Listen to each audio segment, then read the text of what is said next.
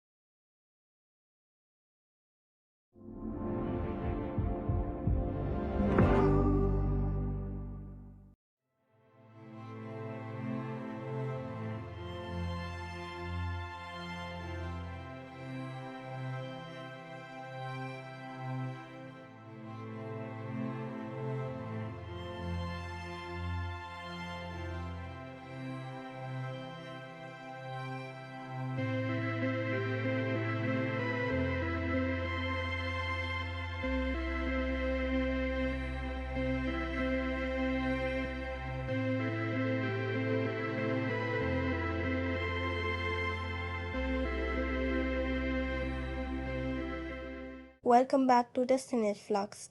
If you have found your way here, I already know something about you. You are the kind of person who does not just watch a film, you carry it. You sit with it after the credits roll. You think about it on a quiet Tuesday afternoon when nothing particularly remarkable is happening and something in your memory surfaces. A shot, a silence, a line spoken in a way that felt almost too true. That is who this channel exists for. That is who I make every essay for. And today I want to take you somewhere enormous, somewhere ancient and dust-covered and strangely unexpectedly moving. I want to walk with you through sand and bronze and firelight, through the wreckage of a war fought over beauty and pride and something much harder to name. I want to talk about a film that has been underestimated, misread, and quietly loved by more people than its critical reputation would ever suggest. I want to talk about Troy. So settle in. Let the world outside go quiet for a little while. This is the Cineflux, and this is where we go deeper. Before we can talk about Troy the film, we need to talk about the world it was born into. Because every film carries the fingerprints of its moment, the anxieties, the desires, the questions people were living with when cameras were rolling, and Troy is no exception. If anything, Troy is one of the most thoroughly time-stamped films of the early 2000s, even as it reaches back 3,000 years for its story. And understanding that contradiction is the very first key to understanding what the film is really doing. The year was 2004, and the world was not at peace. The American-led invasion of Iraq had begun in March of the previous year. By the time Troy arrived in cinemas in May of 2004, the world was already watching the consequences of that decision unfold with a complexity that defied easy moral resolution. There was talk of liberation and there was talk of empire. There was talk of glory and there was talk of what glory actually costs. Soldiers were dying on foreign soil for reasons that were being argued about in living rooms and parliaments and opinion columns with an intensity that felt genuinely historic. The question of whether power justified its own exercise, whether the desire of the powerful to be remembered as great could ever outweigh the weight of the suffering they caused, was not an abstract philosophical inquiry in 2004. It was the morning news. And here, into that exact cultural moment, arrived a film about a powerful empire sending its armies to a foreign land for reasons that mixed genuine grievance with naked territorial ambition. A film about a war that destroyed tens of thousands of lives so that one king could feel the full extent of his reach. A film that asked, quietly but persistently, whether any of it was worth it. Whether stories we tell about glory and heroism survive contact with the actual bodies on the actual ground. Think about what that means. Think about the audience sitting in those theaters in the summer of 2004 watching Agamemnon's ships fill the horizon and listening to the rhetoric of kings. They were not watching ancient history in any comfortable sense. They were watching a mirror. Now, it is important to say that Wolfgang Petersen, who directed Troy, never explicitly claimed this was a political statement. The film was developed through the late 1990s and early 2000s, well before anyone could have anticipated the precise geopolitical landscape it would arrive into. And yet, as is so often the way with ambitious cinema, the themes it was drawn to turned out to be exactly the themes the world needed to hold up to the light. That is not coincidence. That is what it means for a story to be truly ancient, truly archetypal.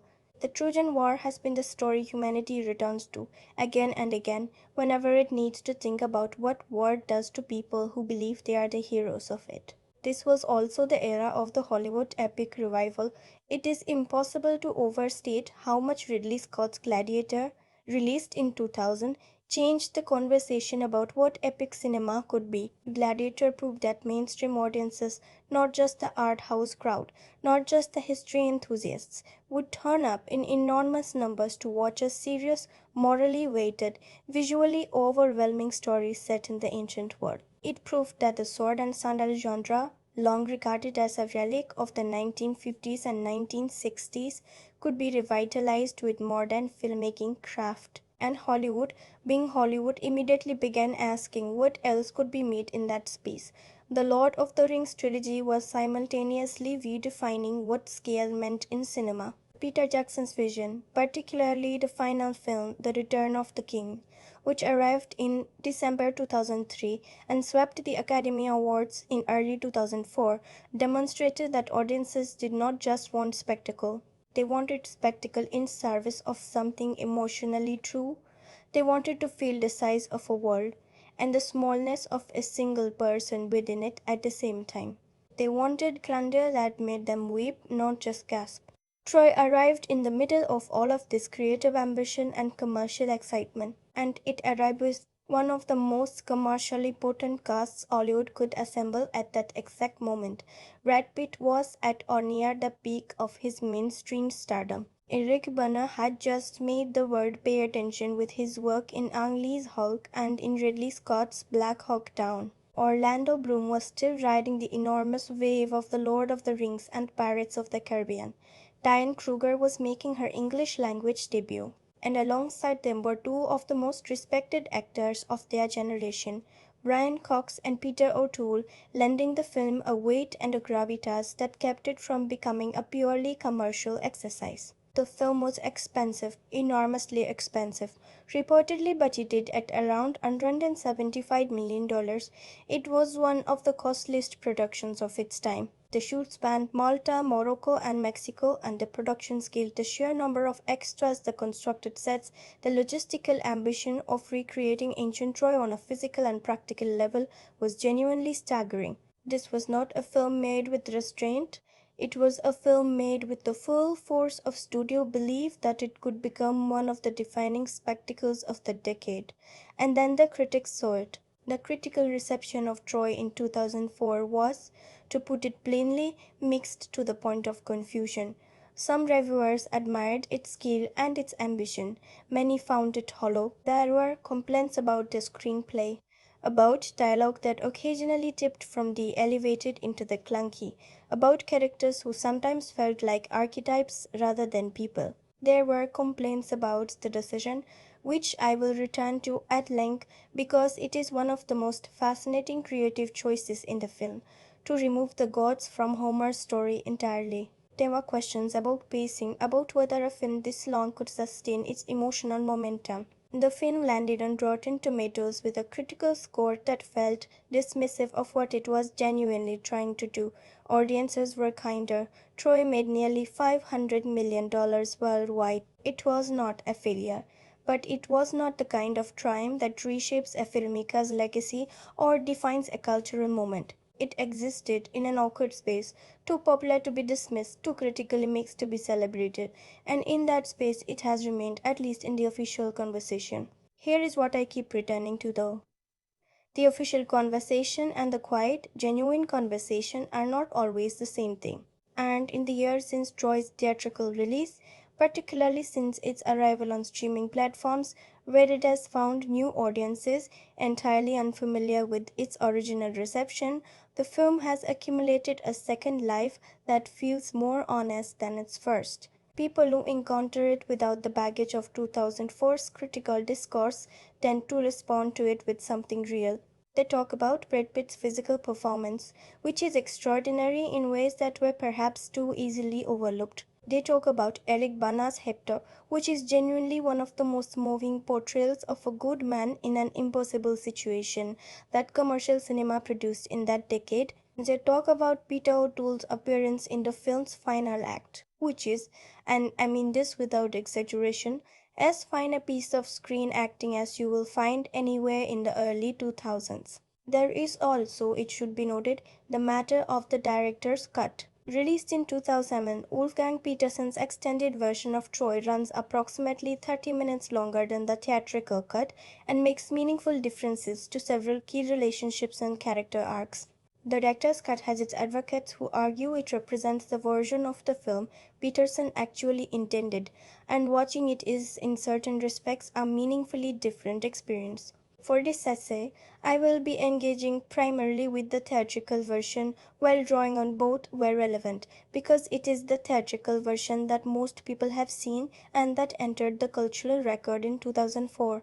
What is also worth noting is that Troy arrived the same year as two other large-scale classical or mythological epics, Oliver Stone's Alexander and Mel Gibson's The Passion of the Christ. Each was a different kind of confrontation with the ancient world. Each was received differently, and together they form a fascinating cluster of films that tell us something important about what early 2000s cinema was looking for when it turned its eyes backward in time. There is something about that era's appetite for myth, for ancient moral weight, for stories in which the stakes were not quarterly earnings reports but the fates of cities and peoples, that speaks to a genuine cultural hunger that commercial cinema was, in its imperfect way, trying to feed. Does Troy feel timeless or perfectly of its time? That is the right question to ask, and the honest answer is both.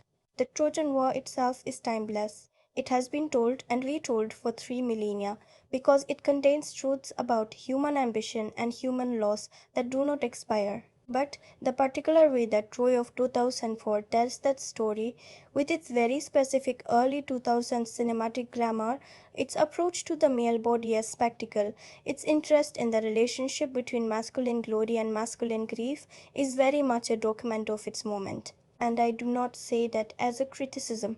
A film that is honestly and specifically of its time, while reaching towards something universal, is more interesting to me than a film that has tried to be timeless and succeeded only in being anonymous. Troy tried to reach for something real. Whether it fully grasped it, that is the essay we are about to write together. Troy, directed by Wolfgang Petersen. Released in May of 2004. This is a war epic, a mythological drama, and at its deepest level, if you are willing to sit with it long enough, a meditation on what it costs to be remembered and what that cost does to the people around you who simply wanted to live. Wolfgang Petersen is a director whose career is defined by an interesting pressure. His Irish-German film Das Boot from 1981 is one of cinema's most suffocating and brilliant examinations of men in an enclosed space under extreme duress, a submarine film that is actually about the psychological weight of loyalty, fear, and the machinery of war. His Hollywood work, films like In the Line of Fire, Air Force One, and The Perfect Storm, all share that same core fascination. What do human beings do when the walls close in and every decision carries mortal weight? Troy is in many ways Peterson returning to the territory he explored in Dustboot, but now with the walls expanded to the scale of ancient civilizations.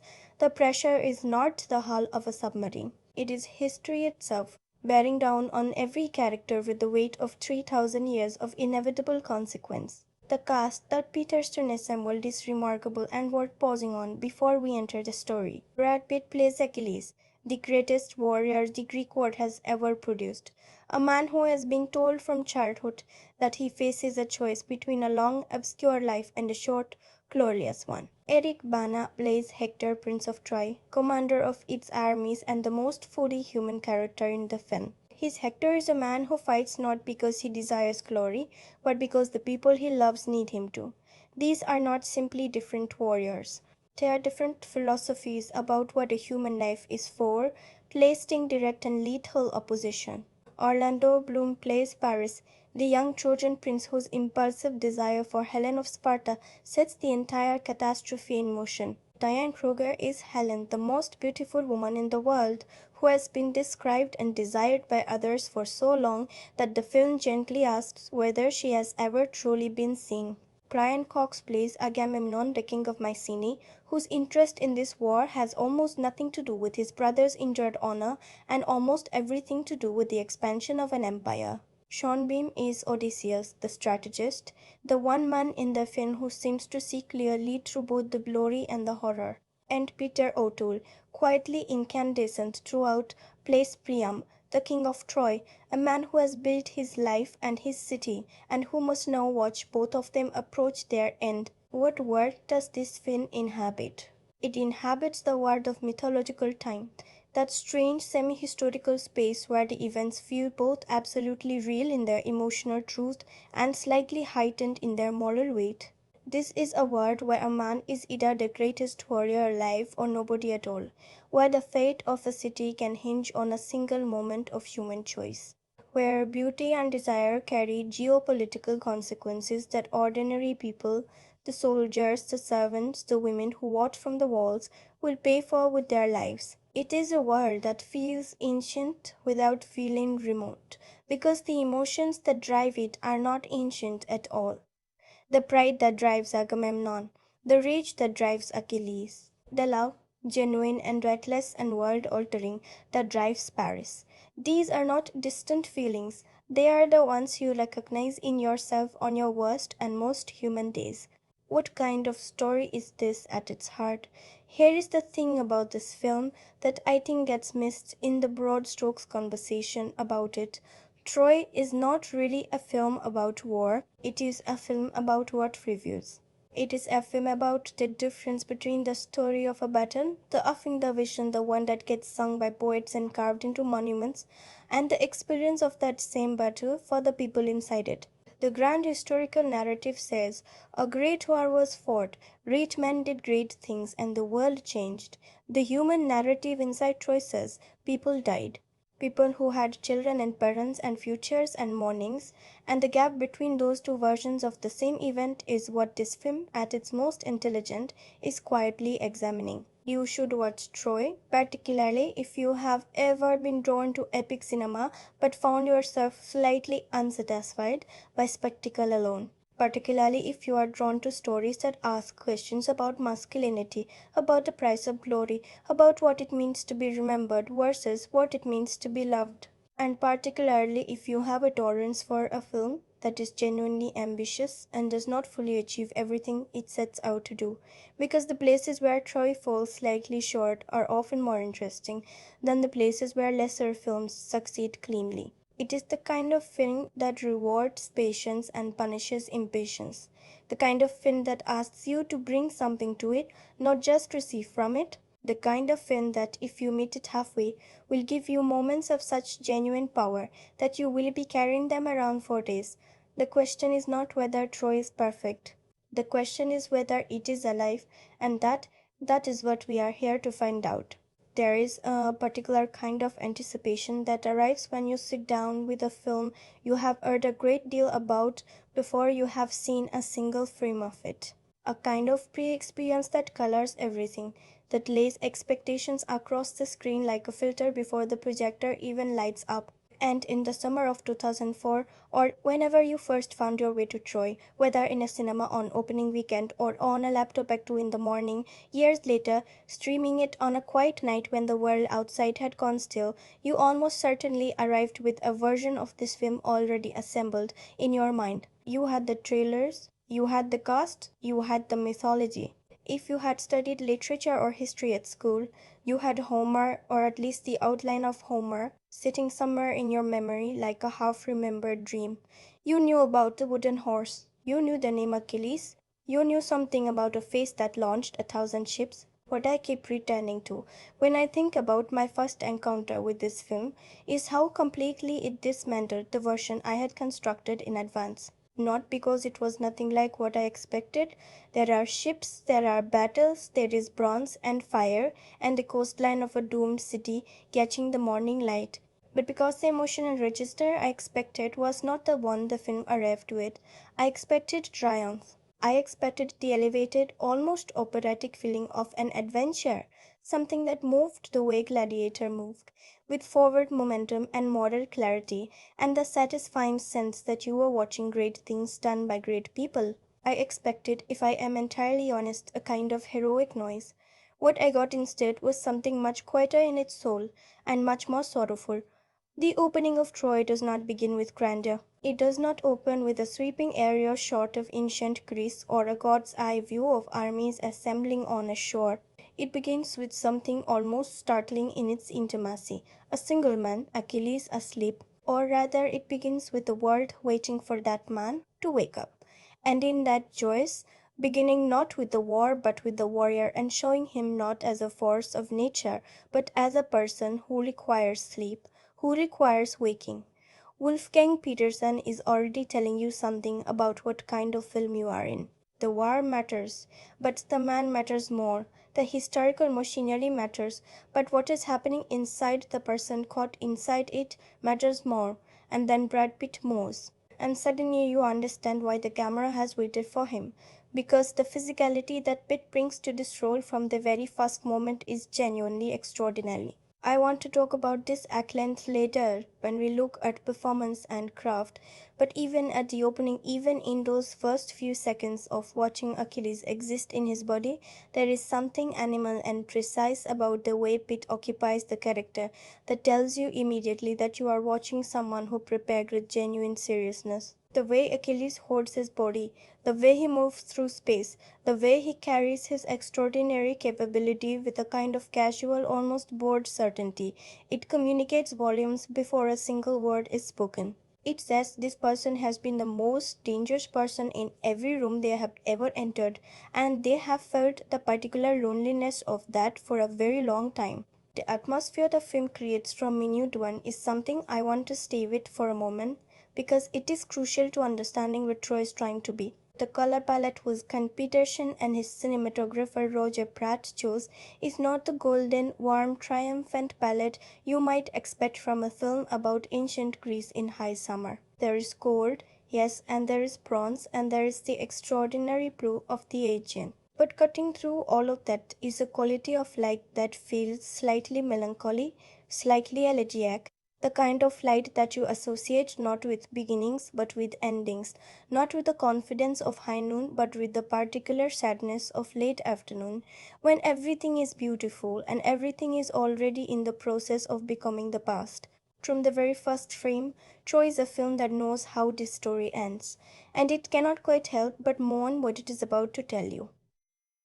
This is a significant choice. Most epic films, and certainly most commercially motivated epic films of the early 2000s, would have opened with energy, with momentum, with the feeling of something arriving, something beginning, something about to be won.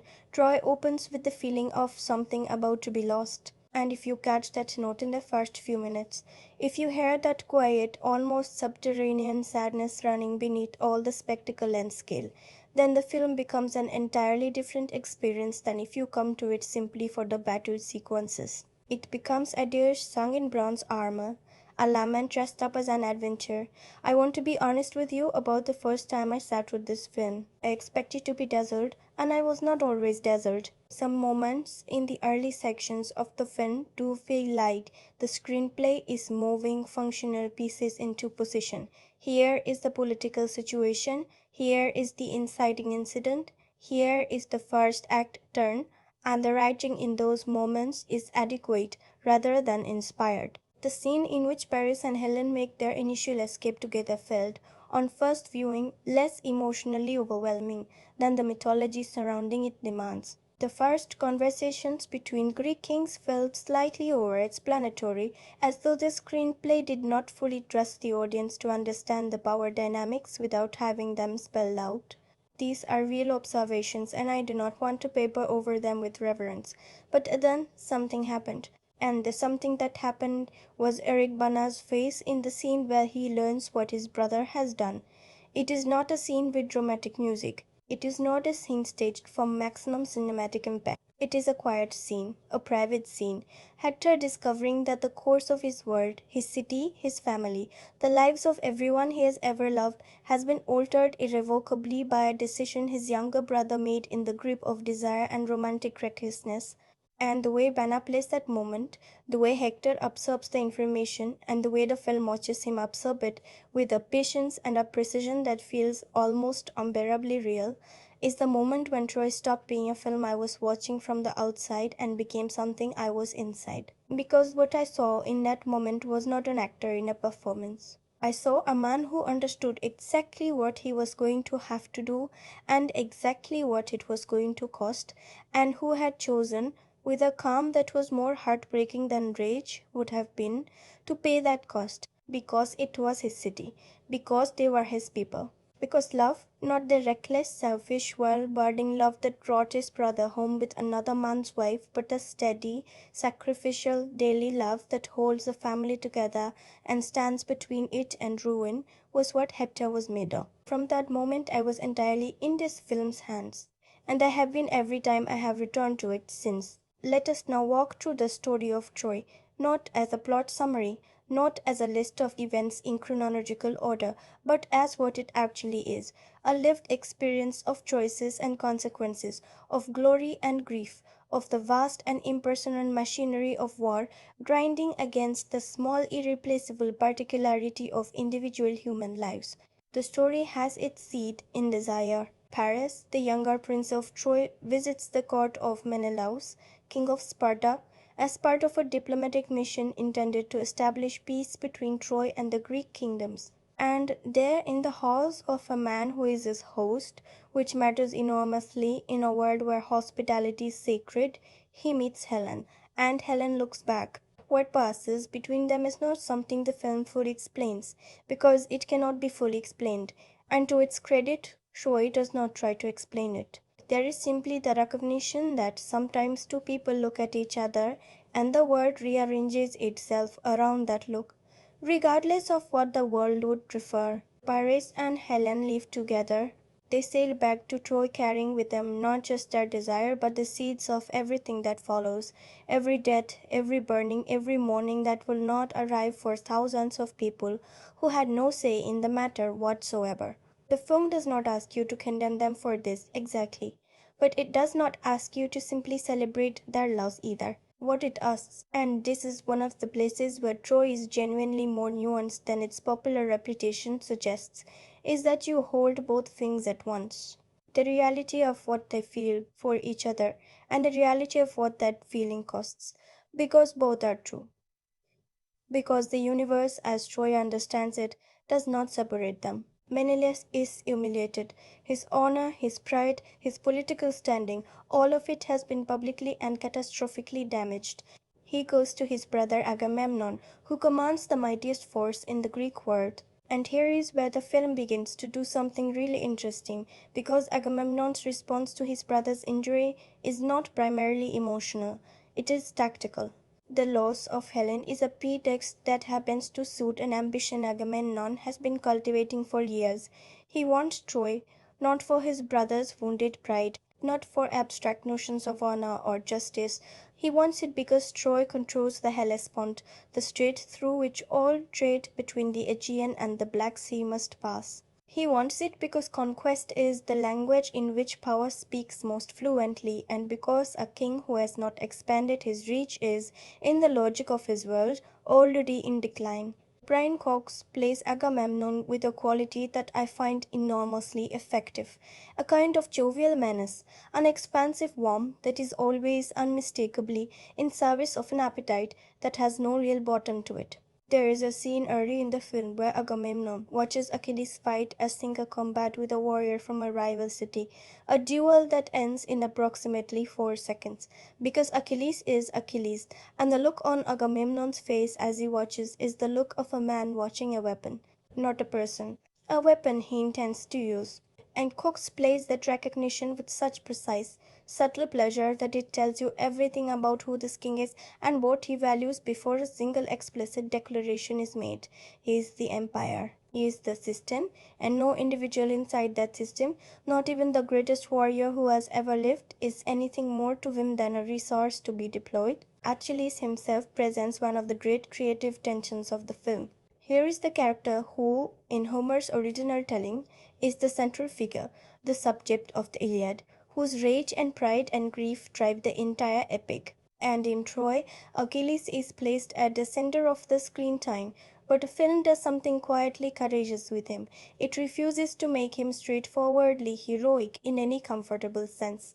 Brad Pitt's Achilles is extraordinary, undeniable, almost frightening in his capability. He is also vain in a very specific way, not the vanity of a man who obsesses over his appearance, but the vanity of a man who has understood from childhood that he is exceptional and has organized his entire identity around that exceptionalism. He lives for the story that will be told about him. He fights not for causes or kings, but for the only thing he understands as real, the immortality that comes from being remembered as the greatest who ever lived. This is a deeply strange thing to build a hero around. It is, in fact, an almost anti-heroic quality, this absolute prioritization of posthumous reputation over present relationships, over loyalty, over the claims of love or friendship or ordinary human responsibility.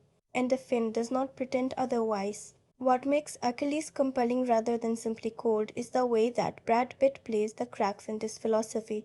The moments when Achilles encounters something that his framework of glory and legacy cannot accommodate and must choose between the story he has told himself and the reality he is standing in.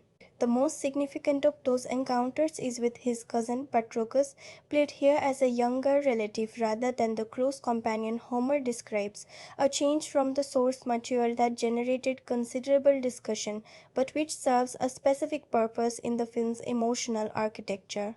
Patroclus represents everything that Achilles' philosophy of self has no room for: youth without cynicism, enthusiasm without calculation, the simple wanting to be close to someone who matters to you without any thought of what that closeness costs or confers. Achilles trains him, watches over him, and in doing so exposes the part of himself that the glory-seeking has been covering all along. Because you can only care that much about protecting someone if there is something in you that understands what it means to be vulnerable. And a man who can understand vulnerability, even if he will not allow himself to feel it fully, is not a man who has entirely disappeared inside his own myth. Meanwhile, in Troy, inside the walls of the city that the Greek fleet is now sailing toward, the camera spends the kind of time with Hector's life and Hector's family that Hollywood epic films almost never spend. We see him with his father, we see him with his brother, not in judgment, not in the simplified moral clarity that a less intelligent film would have offered, but in the complicated space of genuine family love, which includes the capacity to be furious at someone and heartbroken by them and still, in the end, to stand between them and the world. We see him with his wife Andromache, played by Saffron Burrows, with a quiet intensity that the film does not always serve as well as it deserves. And we see him with his infant son in a small private moment that is one of the most unexpectedly affecting in the entire film, in which Hector removes his helmet so that his son will not be frightened by the warrior that his father becomes in the service of the city he loves. Think about what that moment means.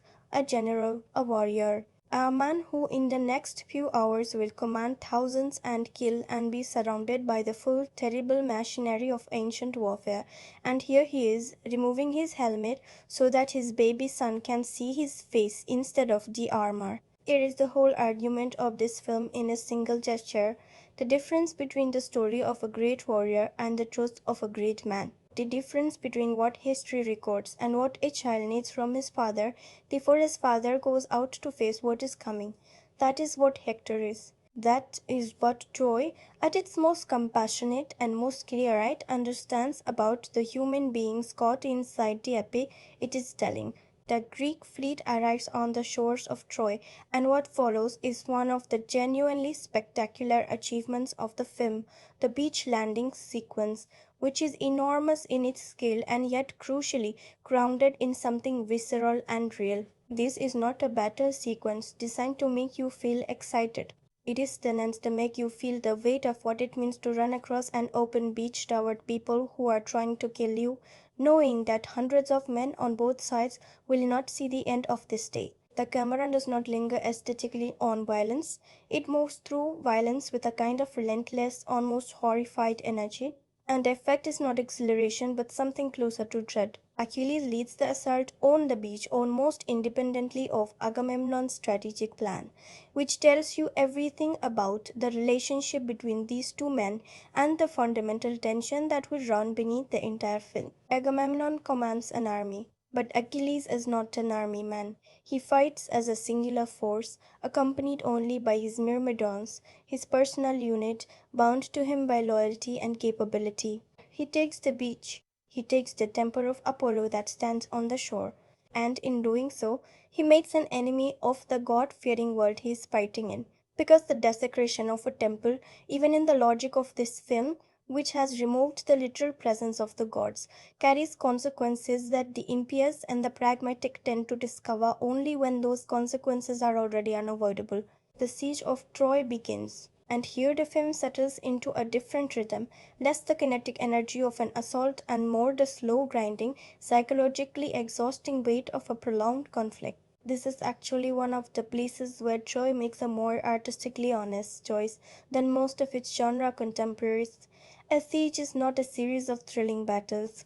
A siege is a war of attrition, of patience, of waiting, of the slow erosion of hope on both sides of the walls. The people inside Troy are not simply waiting to be rescued by plot. They are living in a city under threat, making decisions about what they are willing to sacrifice and what they cannot afford to lose, navigating the gap between what they need their leaders to be and what their leaders actually are. Priam, the king of Troy, played by Peter O'Toole, is the most complex of the city's leaders, a man who is old enough to have seen enough wars to know their cost, who loves his sons with a depth that makes it impossible for him to reason clearly about them, and who carries in his body and in the particular quality of O'Toole's extraordinary stillness a sense of a man who has already understood, somewhere below the level of conscious thought, that the story is moving toward its end. O'Toole does something in this film that I find endlessly remarkable.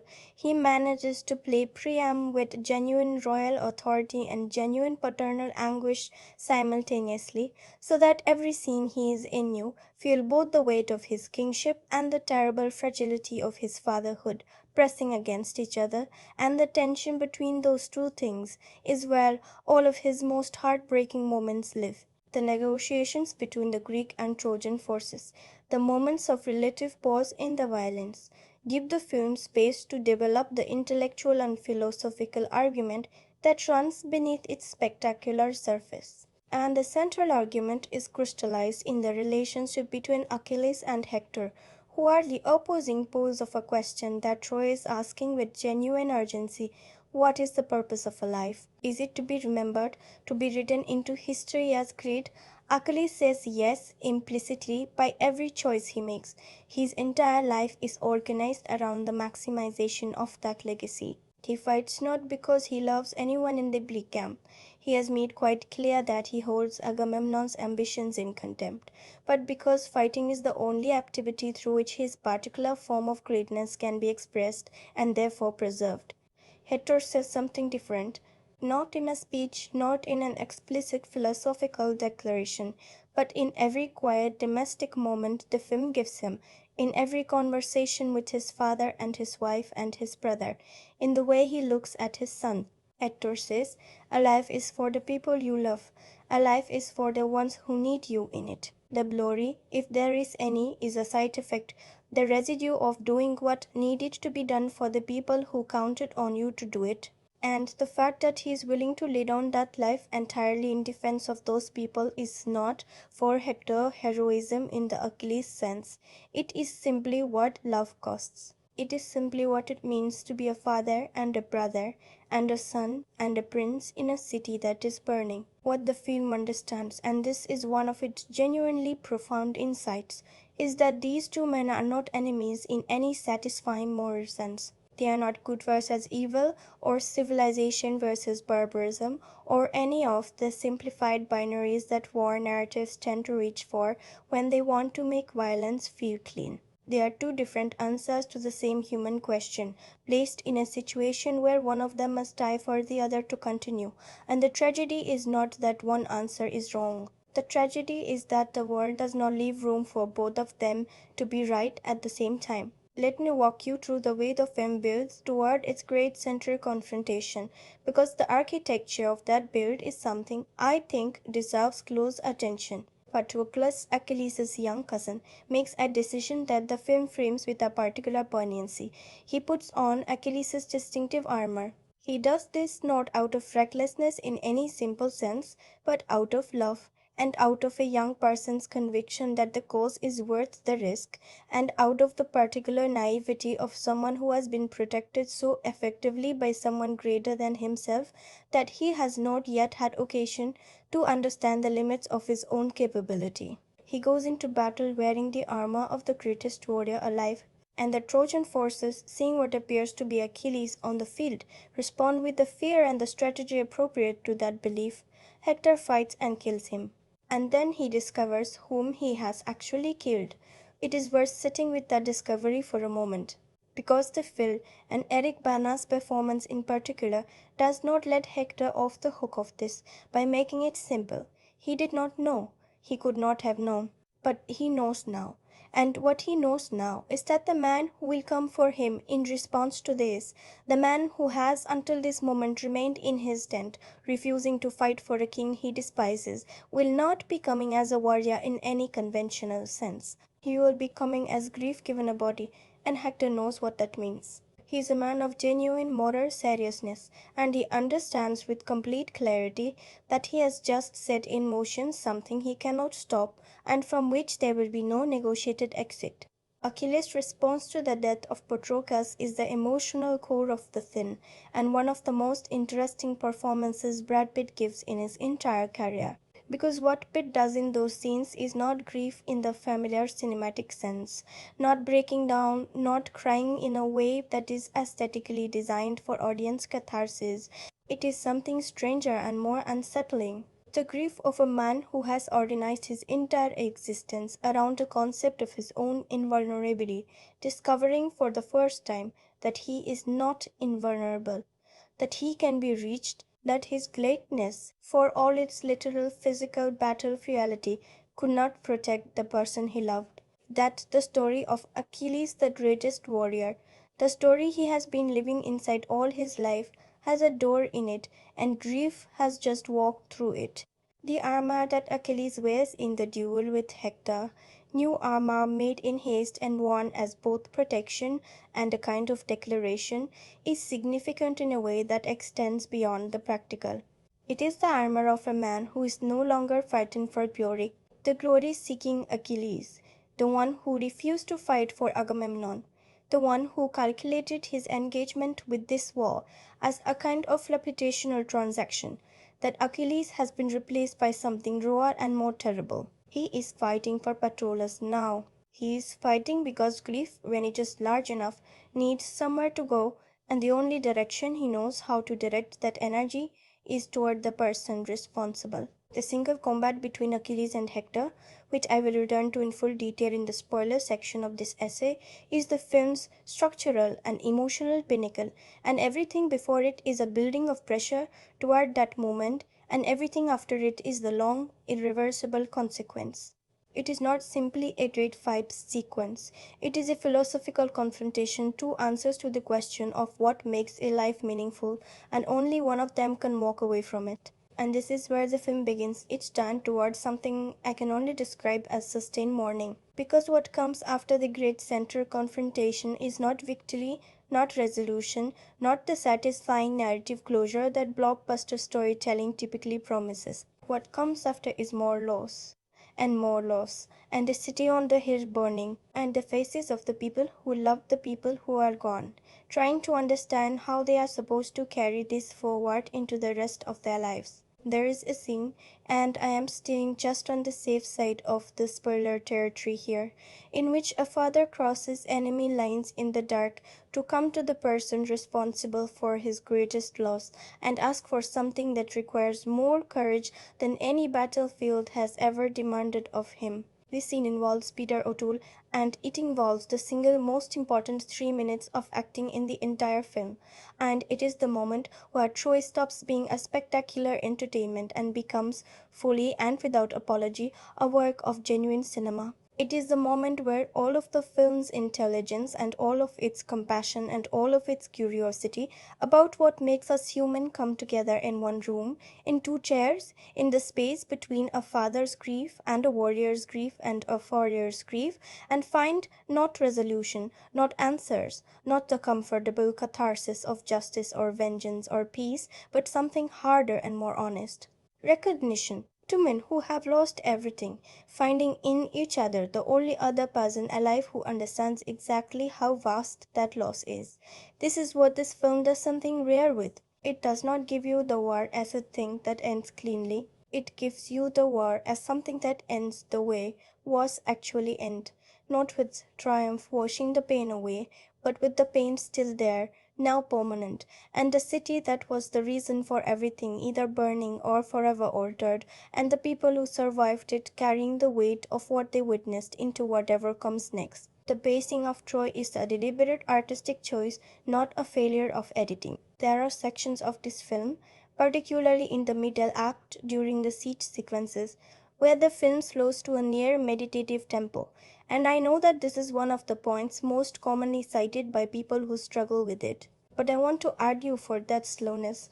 I want to argue that a film about a 10-year siege, even one that compresses that timeline radically, should feel like waiting, should feel like the accumulation of days inside a city that is running out of options, should feel in its bones like the terrible patience that is the actual texture of prolonged conflict. The action sequences earn their impact precisely because the film has made you live in the stillness between them. The violence lands as violence, not as entertainment, because you have had time to know the people it is happening to.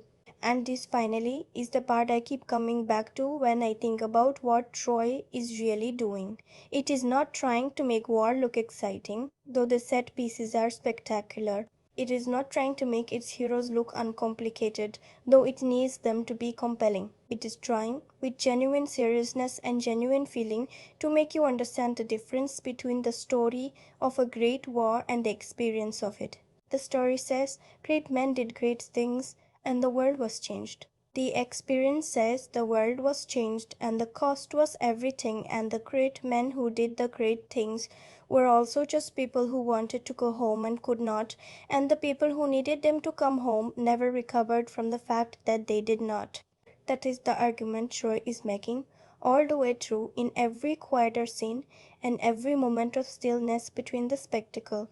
And here is where the film shifts completely. To understand what Troy achieves as a work of cinema, to genuinely appreciate the scale of what was attempted and the craft that went into attempting it, you have to first understand how long and how complicated the road was before a single frame was ever photographed, because Troy did not arrive in 2004 fully formed, as though Wolfgang Petersen one day simply decided to make an epic about the fall of an ancient city and the cameras were up and rolling within the month.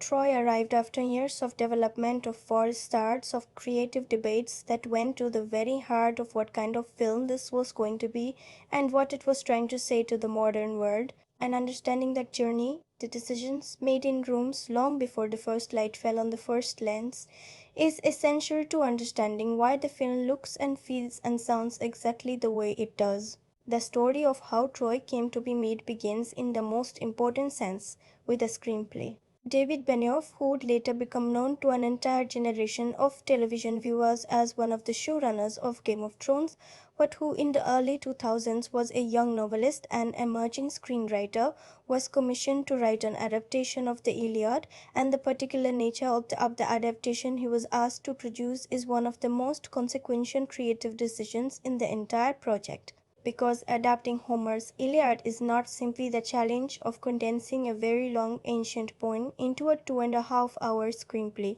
It is the challenge of deciding what the Iliad is actually about, what its essential human truth is, underneath the epic machinery, and then finding the dramatic form that can carry that truth into a contemporary cinematic context. Homer's Iliad, taken in its original form, is an extraordinarily rich and complex work. It is also, by modern dramatic standards, structured in ways that would be essentially impossible to translate directly to screen without enormous modifications. The Iliad covers only a portion of the Trojan War.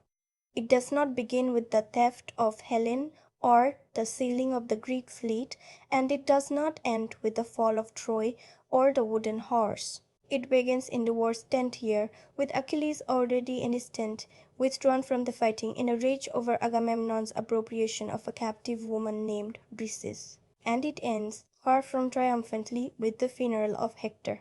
What it covers in between is the consequences of Achilles' rage, the way his withdrawal from combat changes the balance of the war, the death of Patroclus, the re-engagement of Achilles, the killing of Hector, and finally that extraordinary, almost impossible final scene in which Priam comes to Achilles' tent to ransom his son's body. There is no wooden horse in Homer's Iliad. There is no fall of Troy. There are gods, enormously present, actively intervening gods, who take sides, who argue amongst themselves, who physically protect and attack mortals on the battlefield, who are in many ways as central to the drama as the humans.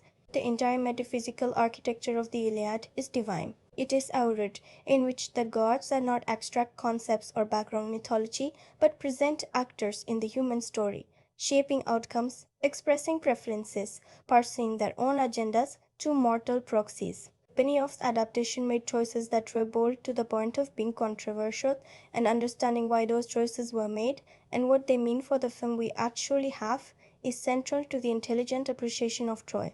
The first and most radical choice was the removal of the gods. Not the reduction of the gods to background references, not the muting of their interventions, but their complete elimination from the narrative action. In Troy, the gods exist as beliefs, as fears, as motivations. Characters pray to them, fear them, reference them, interpret events through them, but no god ever appears, no divine hand ever directly shapes an outcome. Everything that happens is the result of human choice. This was reportedly a deliberate and considered decision. Benioff and Petersen, according to various interviews given around the film's release, felt that a literal depiction of divine intervention would undermine the human stakes of the story for a modern audience, that watching a god physically alter the outcome of a battle would create a kind of dramatic distance, a sense that the characters were puppets rather than agents, that would work against the emotional engagement the film needed. They wanted a Troy in which everything that happens, every death, every choice, every consequence, is something that human beings did to each other. A Troy in which there is nowhere to locate moral responsibility except in the decisions of the people making them. This is a defensible artistic position. It is in some ways a brave one. The gods are so central to Homer's Iliad that removing them fundamentally restructures the entire moral universe of the story. But it also has costs. The Iliad's treatment of it, the way Homer uses the gods to explore the tension between human choice and predetermined destiny, is one of the most sophisticated elements of the original work, and Troy largely has to abandon it in order to tell its more humanist story. There are moments in the film where characters speak about fate and destiny and what the gods have decreed, and in the context of a film where the gods are absent, these moments land somewhat differently than they would have in a version that took the divine seriously. They become expressions of psychological conviction rather than metaphysical fact, which is perhaps appropriate for our time but is not entirely Homer. What Benioff's screenplay does to compensate for this is something that I think is underappreciated in the critical conversation about the film. It relocates the metaphysical dimension of the original story into the question of legacy, into the meaning of being remembered. Achilles, in this version, is not driven by anything the gods have decreed. He is driven by his own understanding of what a life is worth, by his conviction, instilled in him by his mother Tis, that there are two possible lives and only one of them means anything: a long, comfortable, fervent life, or a short, violent, immortal one. The legend. The story that would be told when he is dust. This is in effect a secular version of divine mandate. Achilles is following not a god's instruction, but an idea that has been so deeply embedded in him that it has become indistinguishable from his identity. And Benioff's screenplay at its best treats this not as heroism, but as a kind of tragedy. The tragedy of a man who cannot allow himself to simply be a person because he has been so thoroughly convinced that being a person is not enough. The screenplay also makes a series of structural decisions about which elements of the larger Trojan War mythology to include, since the story it is telling is broader than the Iliad alone. Benioff draws on other ancient sources, the Aeneid, the Cypria, the Little Iliad, the Aethiopis, to construct a complete narrative arc that begins with Paris and Helen and ends with the fall of Troy. This is in one sense simply good dramatic structure. You want a complete story with a beginning, middle, and end. But it also means that the film is not really an adaptation of the Iliad so much as it is an adaptation of the entire Trojan War mythos, using the Iliad as its emotional and thematic center while borrowing plot architecture from the surrounding tradition. This matters because it is by some of the things that Iliad purists found most objectionable: the compression of the timeline from 10 years to what appears to be a matter of weeks, the presence of the wooden horse, the deaths of certain characters who in Homer's account survived or died differently, were not errors or oversights but deliberate choices in service of a dramatically coherent unified narrative. The screenplay took years to develop, and Wolfgang Petersen was reportedly involved in multiple rounds of revision that shaped the story significantly. Petersen brought to the material a directorial sensibility that was quite specific. His interests, as I noted earlier, in men under extreme pressure, in the psychological interiority of warriors, in the gap between what a person's public role demands of them and what their private humanity needs. The Petersen who made thus would the intimate, suffocating psychological study of German submariners in the Second World War was still present in the Petersen who made Troy, and his influence on the script was reportedly directed exactly those moments of private humanity: the scenes of Hector with his family, the scenes of Achilles with Patroclus, the extraordinary final confrontation between Priam and Achilles. These are the scenes that most directly reflect Petersen's artistic DNA, and they are the scenes where the film reaches its greatest emotional altitude. Brad Pitt's physical preparation for the role of Achilles was, by all accounts, one of the most serious and sustained physical transformations he had undertaken in his career to that point. Reportedly training for approximately 6 months before filming began, Pitt arrived on set with a physique that served not merely as visual spectacle, though the visual impact was undeniable, but as a crucial element of the character's dramatic credibility. The physical reality of Achilles matters It is not vanity or commercial calculation to spend that much time on it, because the entire premise of the story, the reason every other character in the film relates to Achilles the way they do, with fear or awe or resentment or desire or all of those things simultaneously, requires that you believe in your body as well as your intellect that this person is genuinely extraordinary, that when he moves through a space, the space changes, that his capability is not a screenplay convenience but a physical fact. And what Pitt does with that physical transformation is genuinely interesting because he does not simply use it to play power, he uses it to play isolation. The body of Achilles, as Pitt renders it, is not the body of a man who is comfortable in it.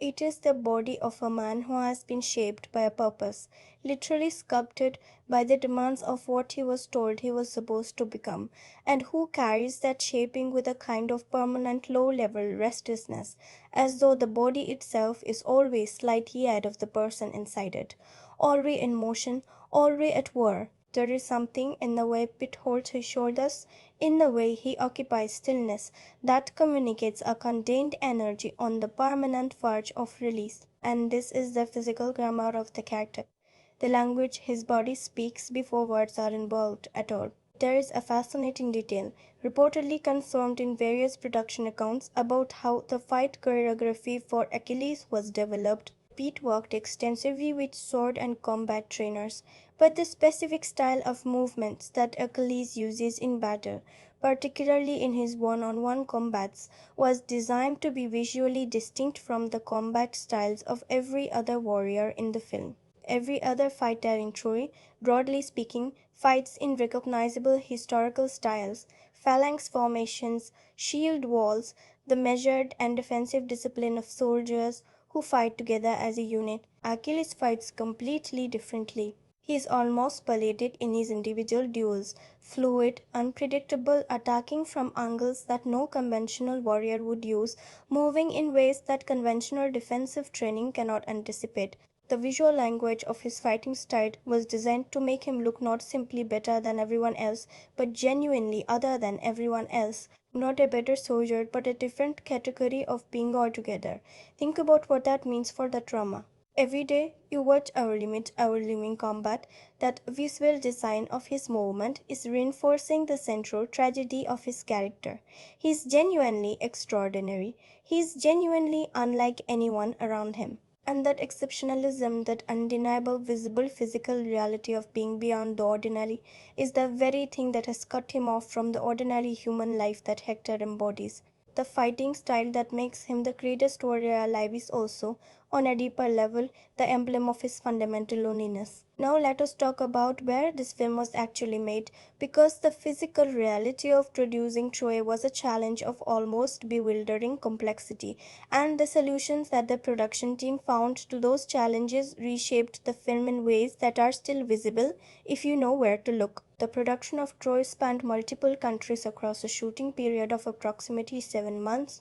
The primary filming locations were Malta, Mexico, specifically the coastal regions around Cabo San Lucas in Baja California Sur, and Morocco. Each location served specific dramatic and logistical purposes, and the decision to film in practical locations rather than entirely on studio sound stages with green screen backdrops was a commitment to a particular kind of visual authenticity that Wolfgang Petersen reportedly felt strongly about. Malta, which has a long history as a filming location for historical epics due to its ancient architecture, its coastline, and its quality of Mediterranean light, was used for several of the key battle and coastal sequences. The ancient rocky terrain of Malta, limestone cliffs, narrow coves, the particular quality of sunlight that bounces off pale stone and gives everything a quality of bleached, ancient heat, contributed enormously to the film's visual texture. There is a quality of genuineness to many of the outdoor sequences in Troy that would have been much harder to achieve entirely on constructed sets or through digital means, and Malta's landscape is a significant part of why those sequences feel grounded in physical reality. The sequences on the beach of Troy, the landing of the Greek fleet, the initial assault on the shore, the subsequent encampment, were filmed in Mexico, on the extraordinary coastline of Baja California. The choice of this location is worth reflecting on because it required the production to transport enormous amounts of equipment, a cost of thousands, and a logistical operation of genuinely military complexity to one of the more remote stretches of the Mexican coastline. Reportedly, the production essentially built its own infrastructure: roads, water supplies, temporary accommodation for the massive crew, in order to film in a location that offered no existing facilities capable of supporting an operation of this scale. The effort was considerable. The resort, those wide pale gold beaches, with the vast blue Pacific standing in for the Aegean. The quality of the light on the water, the sheer visual scale of the landing sequences was worth it in a way that is apparent on screen even to viewers who have no idea of the logistical labyrinth behind the image. The city of Troy itself was of course not standing anywhere on the planet in a form suitable for filming. The physical city had to be built, and what was built primarily on the island of Malta was one of the largest practical film sets constructed anywhere in the world in the early 2000s. The production designer Nigel Frost, working with a construction crew of enormous scale, created a Troy that was simultaneously archaeologically informed and cinematically heightened. A city that looked as though it could have existed, that had the visual weight and material texture of a real ancient settlement, while also being designed for the specific requirements of dramatic cinema. The set needed to be legible on screen from multiple angles and multiple distances. It needed to suggest a city of real scale and history while also functioning as a backdrop for intimate dramatic scenes. It needed to feel, in short, like a place where people actually lived and loved and feared, not a backdrop but a world. The walls of Troy, those towering stone battlements that become, over the course of the film, the physical emblem of everything the Trojans are trying to preserve, were built to a scale that required the camera to be positioned in specific ways to capture them at their most imposing. There is a deliberate and recurring visual strategy in the film of showing the walls from below, from the perspective of someone looking up at them, feeling their mass and their implication. That is a direct function of how the set was constructed and how Petersen and his cinematographer chose to photograph it. Those walls do not simply contain the city, they are a statement about what it means to have something worth protecting. And the way they are filmed, always substantial, always slightly overwhelming, always reminding you of the weight of what stands behind them, is a visual argument running throughout the film, parallel to the narrative one. The fleet of treat ships that fills the horizon as the Armada propitiates Troy is one of the most iconic images in the film, and it was achieved through a combination of practical vessels, scaled models, and digital extension that represents one of the more seamless visual effects achievements of the production. Reportedly, a significant number of actual ships, smaller vessels that could be used for closer photography and for the landing sequences, were constructed specifically for the film. The sight of those ships on the horizon, catching the early morning light spreading across the width of the screen with an implication of scale that makes the stomach tighten slightly. This is an image that earns its power from the combination of genuine practical elements with carefully considered digital augmentation. And the fact that it still holds up visually nearly 2 decades later is a testament to the quality of that integration. One of the most fascinating details of the production, and one that reshapes how you watch certain sequences when you know it, concerns the sheer number of human beings involved in the battle sequences. According to various production reports, the major battle scenes involved thousands of extras, supplemented by digital crowd multiplication. But what is significant is the emphasis the production placed on making those extras not simply bodies filling space, but individuals with specific costumes, specific weapons, specific physical identities that would survive the translation to screen. The costume designer Bob Ringwood, working with a team that was producing thousands of individual costumes, reportedly insisted that even extras in the far background of battle sequences should be wearing accurate, detailed period costumes rather than simplified background versions. The reasoning was partly practical. The camera moves in ways that bring background elements into midground suddenly, and a costume that reads as convincingly period specific from 20 feet away will read as wrong from 3 feet away and partly philosophical. The commitment was to a world that felt fully realized at every level, not just at the level of the foreground story. Think about what that means for the experience of watching those battle sequences. When the camera pulls back to the widest shot and you are looking at thousands of figures on a beach or below the walls of a city, and every single one of those figures is dressed and equipped in a way that is individually considered, that is not waste or excess. That is a creation of a word. That is the difference between a set and a reality, between spectacle and something that actually generates in you the sensation of standing in the presence of scale. The Troy you see on screen is a place that had to be built person by person, costume by costume, detail by detail, and the weight of that effort is present in the film as a quality of visual density that digital shortcuts rarely achieve. There is also the matter of the armor. Troy's approach to armor design is one of the most intellectually serious aspects of the production, and it is something that rewards close attention from viewers who are interested in the relationship between historical authenticity and cinematic imagination. The production did not simply reach for the popular visual vocabulary of ancient Greece.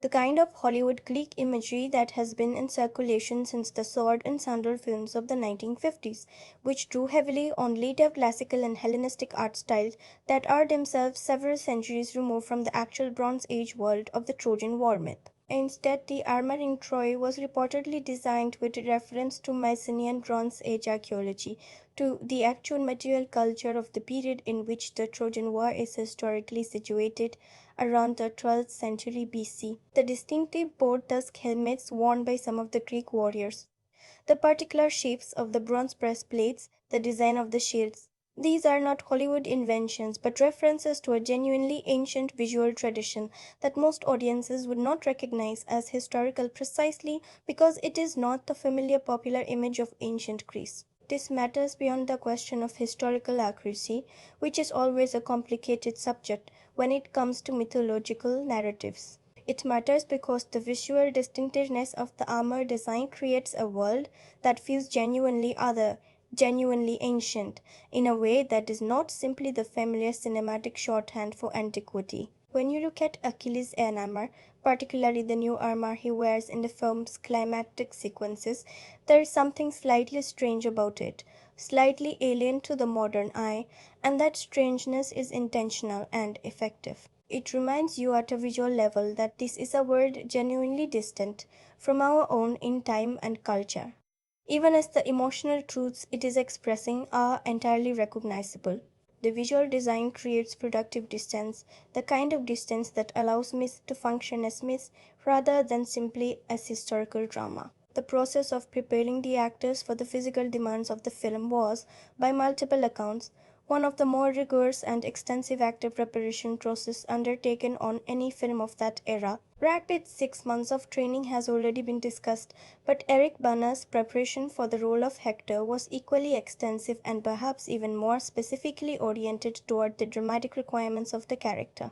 Where Pitt trained for fluidity and individual combat brilliance, the Achilles style of extraordinary solitary capability, Bana reportedly trained for a different kind of physical presence entirely. Hector is a military leader, a general, a man whose fighting style is disciplined and powerful and rooted in something collective rather than individual. His physical language needed to communicate authority and control rather than the mercurial genius of Achilles. And Bana's physical performance is, I would argue, actually the more demanding of the two in terms of what it asks of an actor's body, because control is harder to display convincingly than brilliance.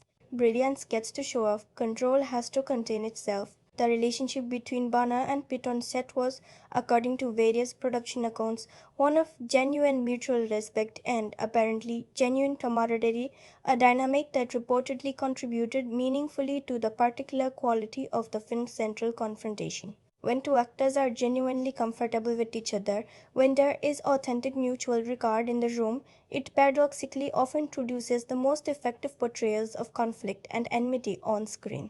Because the actors can be fully present in the scene rather than managing the interpersonal dynamics of the space between them. And in the sequences where Achilles and Hector interact before the final confrontation, there is a quality of recognition between the characters, a sense of two extraordinarily capable people seeing each other clearly across the gap of war and politics and allegiance that I believe is rooted in something genuine in the relationship between the two men playing them. Orlando Bloom's preparation for Paris was, by his own admission in various interviews given around the time of the film's release, emotionally challenging in a specific way. Paris is not as a character a military hero. He is a young man of genuine beauty and genuine feeling who makes an impulsive, word-altering choice and then has to live inside the consequences of that choice surrounded by people, including his own brother, who are paying for it in blood and fire. The temptation for an actor of Bloom's age and at his level of commercial stardom at that moment might have been to play Paris as simply romantic, to lean into the beauty and the love story and let the audience find their way to the character through those appealing surfaces. To Bloom's credit and to Petersen's credit as a director who was clearly working carefully with all of his cast, what the film actually does with Paris is more complicated. It allows him to be genuinely afraid. It allows him to be genuinely inadequate in moments to the demands of the situation his desire has created.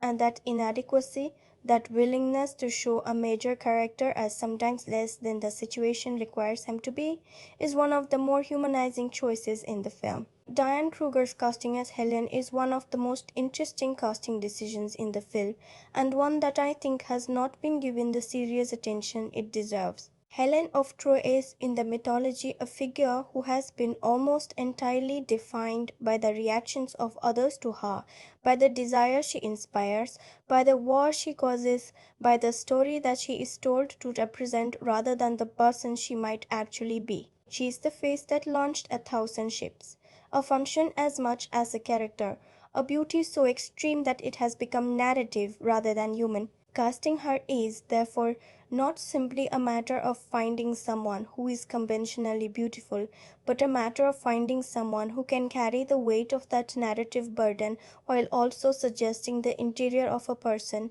a woman who has been regarded as an object of possession by every man in the story and who might, underneath all that regard, have her own response to the situation she is trapped in. Kruger was, at the time of casting, a relative newcomer to major film work, and her casting was reportedly controversial with those in the production who felt that the role demanded a more established star. In retrospect, I think it was one of the shrewder casting choices in the film. Kruger brings to Helen a quality of stillness and a quality of watching, a sense of a person who has learned to observe very carefully the world that is constantly performing desire at her, that is more interesting than a more overtly charismatic performance would have been. There are moments in the film where the camera holds on Helen's face, and what you see there is not the passive recipient of male desire, but a woman doing a very specific kind of emotional mathematics, calculating what is being asked of her, what she is capable of choosing,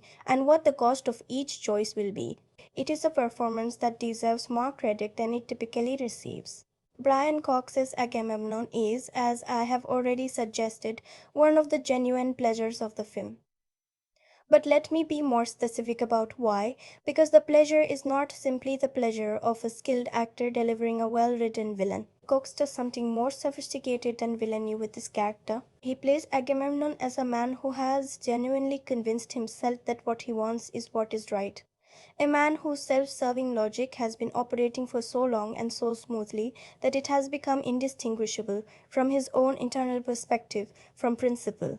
When Agamemnon speaks about the glory of Greece, about the expansion of civilization, about the honor of kings and the necessity of power, he is not performing for an audience. He believes it.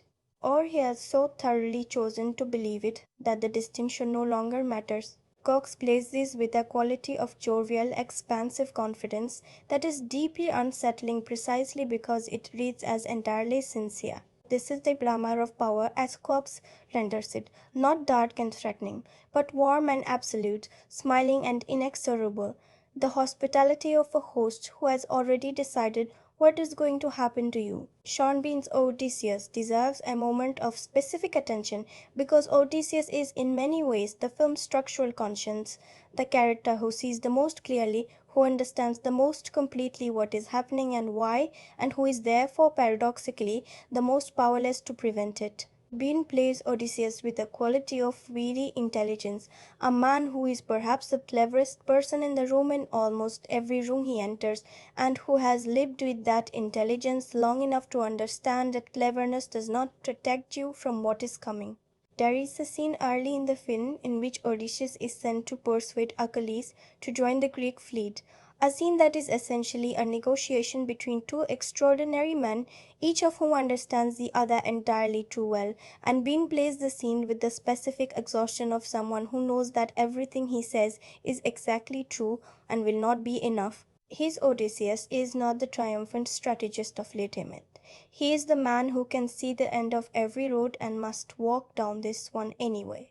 And then there is Peter O'Toole, and here I want to slow down completely because O'Toole's work in Troy is something that I feel very strongly about as a piece of screen acting, and I want to give it the careful attention it deserves. Peter O'Toole arrived on the set of Troy as one of the greatest living screen actors in the English language, a man whose work in Lawrence of Arabia alone had secured him a place in the permanent conversation about what film acting at its highest level can achieve. He was in his 70s during the production, and what he brings to Priam is not the residue of a great career, not the comfortable authority of an established legend going through familiar motions.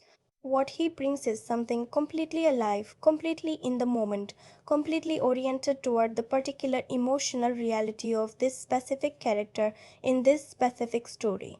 Koto plays Priam as a man of genuine royal dignity who is also, underneath all the dignity, absolutely terrified. Not in a way that shows itself in visible trembling or breakdown.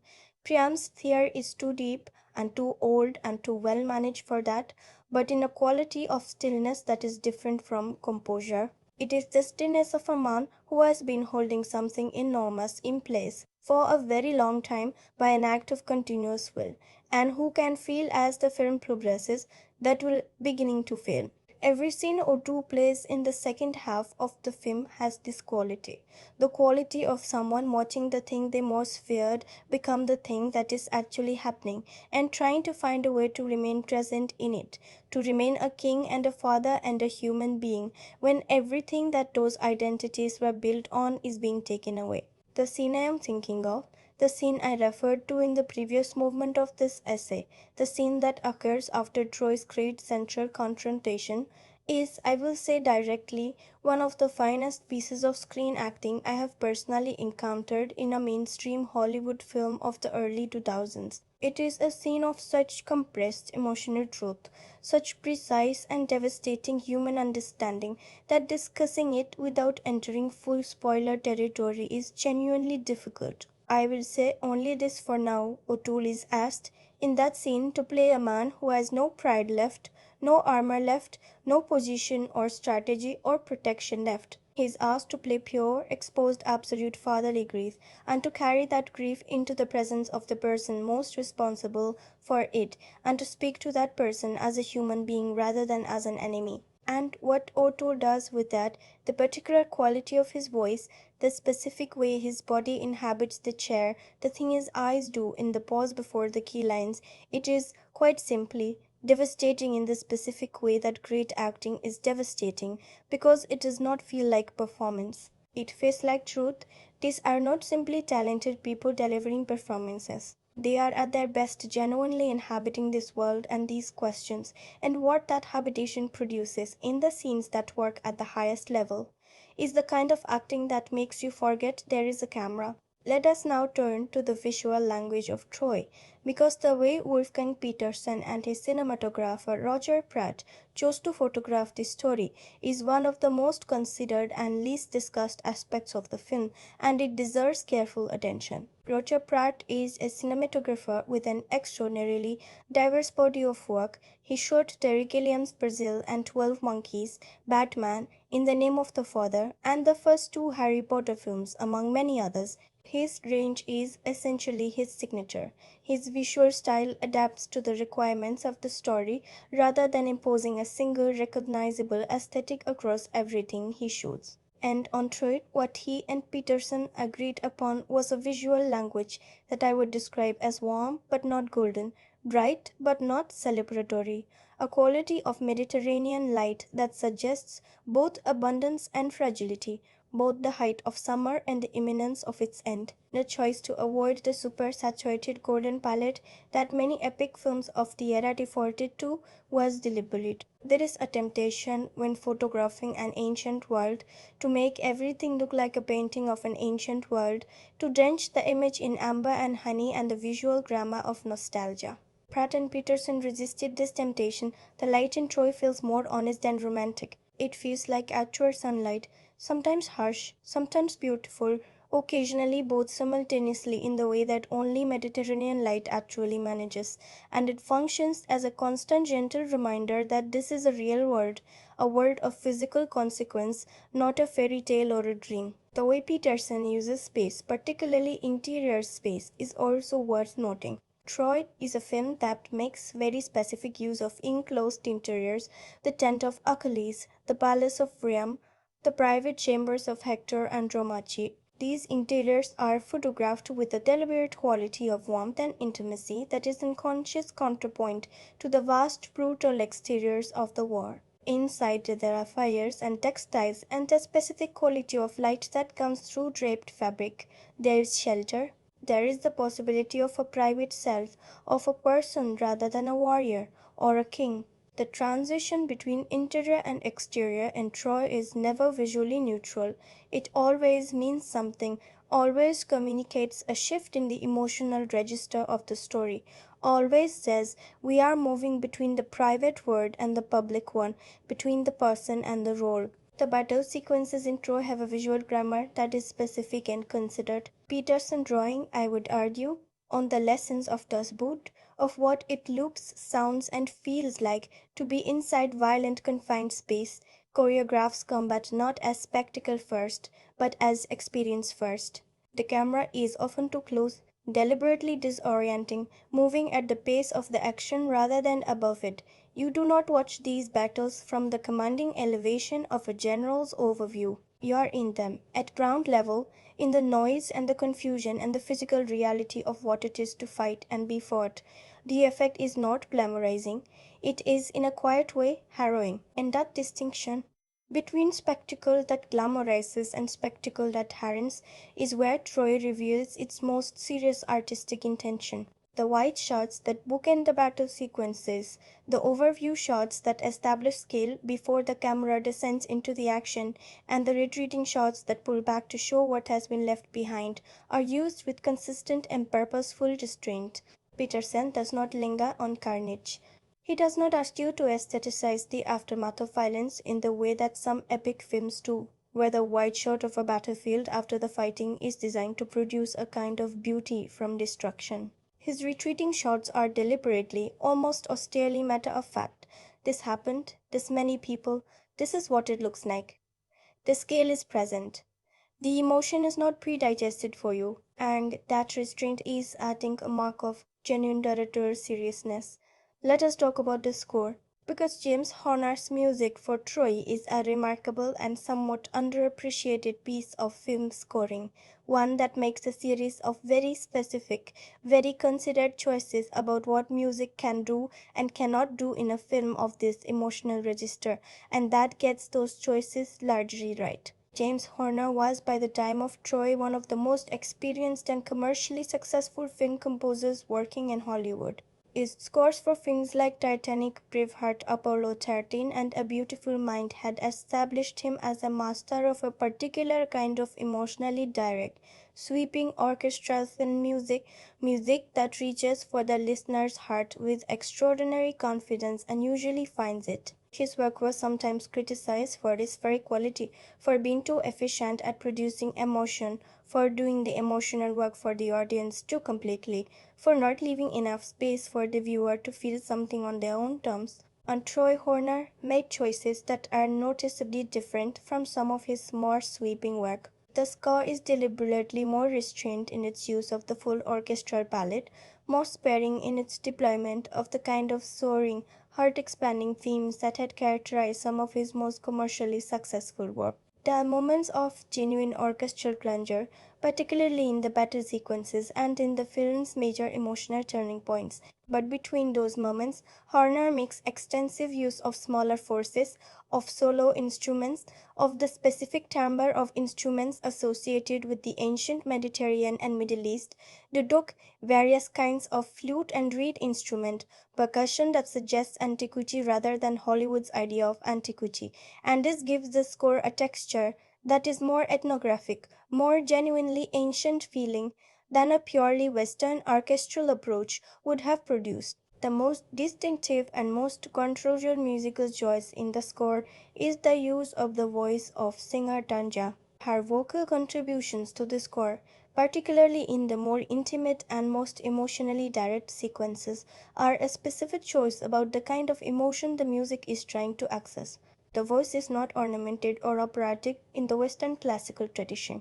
It is raw in a specific way, elemental and sentient, suggesting something pre-rational, something that precedes the categories of heroism and glory that the film is partly examining, and that goes directly to the older, deeper layer of simple human grief. Whether you find this choice moving or slightly overwrought will depend somewhat on your relationship to this kind of vocal music. I find it moving, and I find it most effective in the film's most intimate moments, in the scenes that are most directly about loss and love and the cost of both, where it seems to open a channel to something in the viewer that the orchestral music cannot quite reach. The score's greatest achievement, I would argue, is its treatment of silence. Horner and Petersen together made the decision, and this is a decision that requires genuine confidence to execute in a mainstream Hollywood epic, to leave significant portions of the film without music. There are scenes in Troy, particularly in the second half, where nothing plays under the dialogue, where the only sound is the ambient world of the film, wind, fire, the distant sounds of a besieged city, and where the human voice carries the emotional weight entirely unassisted. This is, in film music terms, an act of profound trust in the material. It says, what is happening here is sufficiently powerful that it does not need to be underlined. The silence is not an absence. It is a presence, the presence of something too important for musical accompaniment, something that must be heard in its own voice. The scene between Priam and Achilles, which I am still carefully not describing in full detail until the spoiler section of this essay, is scored in this way. There is no music under most of it. There is the sound of the space they are in. There is the sound of the world outside that space continuing its terrible business. And there are two voices, two human beings, in a room together, attempting the almost impossible feat of being simply present with each other across the gulf of everything that stands between them.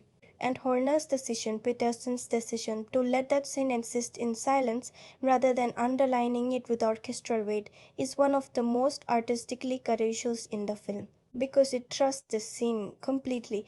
It says, this is enough. This is in fact everything. You do not need me to tell you how to feel about it. Just listen. The screenplay's treatment of female characters is something I want to address directly, because it is an aspect of the film that has generated legitimate critical discussion and that deserves honest engagement. Troy is at its center a story about men and their relationships to war, to glory, to each other, to the concept of heroism. The women in the story, Helen, Andromache, Briseis, Thetis, are largely defined in terms of their relationships to those men. Helen is the cause, Andromache is the grounding. Briseis, the captive woman played by Rose Byrne, who is invented for the film rather than being drawn directly from Homer, is the challenge to Achilles' philosophy that opens the possibility of his emotional redemption. Just Achilles' mother, briefly embodied by Julie Christie, is the shaper of his destiny. Now, this is partly the story itself. The Trojan War mythology is genuinely a mythology organized around male heroism and male conflict, and any honest engagement with it is going to reflect that. But it is also in part a function of the time in which the film was made and the commercial genre conventions within which it was operating. The early 2000s Hollywood epic was, broadly speaking, not a genre oriented toward the complex interior lives of female characters. Gladiator, which was the genre's touchstone, had a largely ornamental treatment of its female figures. Alexander had more to say about its male relationships than its female ones. Troy operates within those conventions rather than against them, and this is a real limitation, a place where the film's engagement with its material is less complete than it could have been. Rose Byrne's Precise is, within the constraints of the material she is given, a more effective characterization than the film sometimes gets credit for. The scene in which she and Achilles find themselves in genuine, unexpected communication, two people in a situation of extreme power imbalance, each discovering in the other a human being rather than a function, is written and played with more delicacy than the surrounding story perhaps warrants, and Byrne carries those scenes with a quality of precise, controlled emotion that makes the most of what the screenplay offers. But the screenplay does not offer her as much as it could have, and this is worth naming honestly, not to condemn the film but to see it clearly.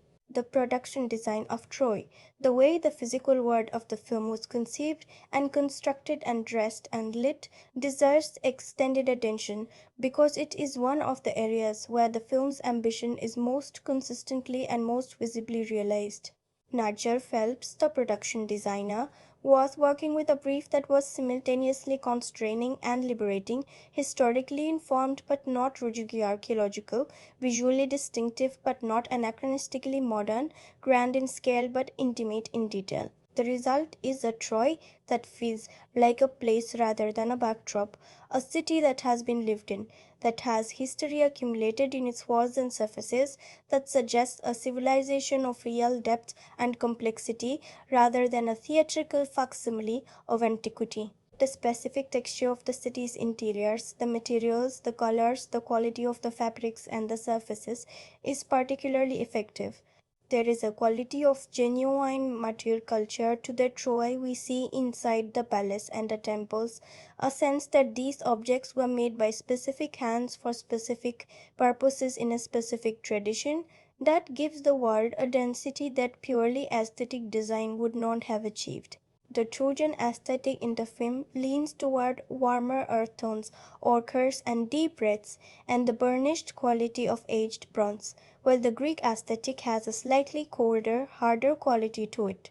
This visual distinction between the two cultures is consistent throughout the film and functions as a kind of nonverbal characterization. The Trojans as a civilization that values warmth and beauty and the textures of ordinary life, the Greeks as a civilization organized around the colder logic of power and expansion. It is a simplification, as all visual metaphors are, but it is an effective one. Now let me turn to something that I think is one of the most significant and most underappreciated achievements of Troy as a film, the way it handles the removal of the divine, and what it replaces the divine with. Earlier in this essay, I discussed the decision to remove the gods from the narrative as a creative choice with both merits and costs. But I want to go further into what the film actually does with the metaphysical space that this removal creates. Because Benioff's screenplay and Petersen's direction do not simply leave a vacuum where the gods were. They fill that space with something else, something that is in its own way a form of the sacred. They fill it with the way people talk about fate and prophecy and destiny in a world where those things cannot be verified, with the tension between what characters believe the gods have ordained and the free choices those same characters make, with the question of whether the story that is being told about this war, the epic version, the version of glory and heroism and immortal fame, is a true account of what is happening, or whether it is a story being constructed moment by moment by people who need it to mean something. Achilles' mother Thetis, played with extraordinary economy by Julie Christie in what is essentially a cameo of 2 or 3 brief scenes, is the film's primary vehicle for this theme. She tells Achilles, when he is a child or a young man, about the choice he faces. She is in effect the person who creates the mythology of Achilles by telling him about it. And the film asks very quietly a question that the original mythology does not ask. What if the story is not a divine revelation but a mother's gift to a child she knows is going to die? What if the immortality Leah seeks, the name that will live forever, the story told by countless voices across millennia, is not a compensation for a short life, but the way a mother who has seen the future tries to give meaning to a loss she cannot prevent? Christie plays these scenes with an extraordinary, almost unbearable tenderness, a love that is carrying something terrible inside it, a maternal devotion that is also inescapably a preparation for grief. And the film is smart enough to let this implication rest without spelling it out, to allow the viewer who is paying close attention to assemble this reading from the available materials without having it announced. This is the kind of layered meaning that elevates film from entertainment to art. Not the meaning that is stated, but the meaning that is suggested, that lives in the spaces between the lines and waits for the attentive viewer to find it. The treatment of religion and faith in the broader film is also more complex than it might initially appear. Several characters are deeply devout. Priam's faith in the gods is genuine and absolute, and the film presents this faith with genuine respect rather than the slightly condescending secular distance that modern films about ancient religion sometimes adopt. The priests and the temple rituals and the prayers are not presented as superstition or primitive confusion. They are presented as what they are: a community's attempt to locate meaning and protection in forces larger than themselves, to find in the face of the incomprehensible war, death, the loss of what you love, some framework for why any of it is happening. And then there is Achilles, who is essentially the film's atheist, or more precisely, the film's agnostic, who has redirected his metaphysical energy entirely toward the question of posthumous human memory as a replacement for divine transcendence. Achilles does not pray. He does not believe in the intervention of the gods in human affairs in any operative sense. What he believes in, the only transcendence he has access to, the only eternity he can touch, is the story, the epic, the sung memory that outlasts the body that performed the deeds. When the film understands that this belief system, which at first glance reads as simple vanity, is actually a kind of spiritual project, because if the gods are not watching and your name is not remembered, then what was any of it for? This is the deepest question Troy is asking, beneath all the spectacle and the bronze and the fire. If there is no divine audience for your courage, if the only witness to your greatness is other mortal, fallible, forgetting human beings, then what makes greatness worth pursuing? What makes it different from simply noise and violence and the consumption of other people's lives for the sake of a story that will eventually, like everything, cease to be told? Hector's answer, lived rather than argued, expressed in every quiet domestic moment the film gives him, is that the question is wrongly framed, that greatness is not what gives a life meaning. That meaning is not in the scale of what you accomplish or the size of your name in history. Meaning is in the face of the child who needs you not to be a hero but to be a father. Meaning is in the conversation with a wife at the end of a day. Meaning is in the daily choosing of the people you love, and in the daily cost of that choosing, and in the willingness to go out again tomorrow and pay that cost again. Meaning is not what history records. Meaning is what a life actually is, in the living of it, in the specific weight of specific days. And that argument, that quiet, insistent, heartbreaking counter-narrative running beneath the entire epic surface of Troy, is what the film is really about. Not the war, not the heroes, not the fall of a city, however spectacular that fall is rendered, but the question of what makes a human life worth having, and whether the things we do to be remembered are worth the cost of the things we give up in order to do them. This is what this film understands about its own story, and about the ancient story it is drawing from, and about the enduring human need to tell and retell that story across 3,000 years of human history. The Trojan War has been told and retold, not because it is the biggest war or the most historically significant or the most strategically fascinating. It has been told and retold because it is the story of people choosing between the life that makes great stories and the life that makes great meaning, and discovering too late, always too late, that the two are not always the same thing. Troy at its most achieved understands this. and in the scenes and moments and performances where that understanding comes through completely, where the film stopped striving and simply is what it set out to be. It is genuinely great cinema, not perfect, not everything it reached for, but alive with a purpose and a feeling and a human curiosity that earns it a place in the permanent conversation about what this mythology means and why we cannot stop returning to it. That is what this film achieves at its best. And that is what the craft of the entire production, the sets and the costumes and the cinematography and the score and the performances and the writing, is in service of, not spectacle. Truth. The old, enduring, uncomfortable truth about glory and grief, and what love actually costs when the world is on fire around it. Every honest love requires the capacity to see clearly, and every honest essay about a film requires the same. I have spent considerable time tracing the things Troy does well. The moments where its ambition and its execution arrive at the same place simultaneously, the performances and images and silences that earn genuine admiration. And I mean every word of that.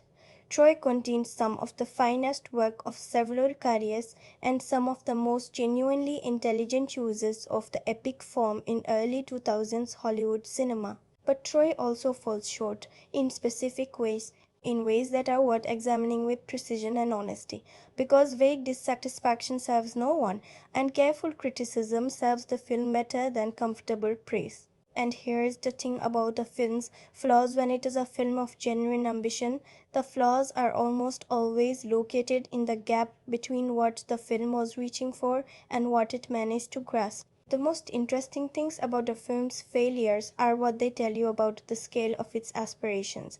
A sin without ambition cannot fail interestingly. Troy fails in some ways that are entirely fascinating precisely because of how much it was trying to do. The most significant structural problem in Troy is something I would not describe simply as a pacing issue, though pacing is where you feel it most immediately, but as a problem of emotional proportion. The film's middle section, which covers the prolonged siege and the political negotiations on both sides of the walls, loses something crucial in its extended running time: the sense that time has weight. There is a difference between deliberateness that accumulates emotional texture and deliberateness that dissipates dramatic tension, and Troy, in its middle passage, sometimes drifts toward the latter. There are sequences, council scenes, strategy discussions, the choreography of camp life in the Greek encampment, where the film is clearly attempting to build a sense of the war's grinding reality, but where the screenplay has not quite supplied the individual moments with sufficient interior life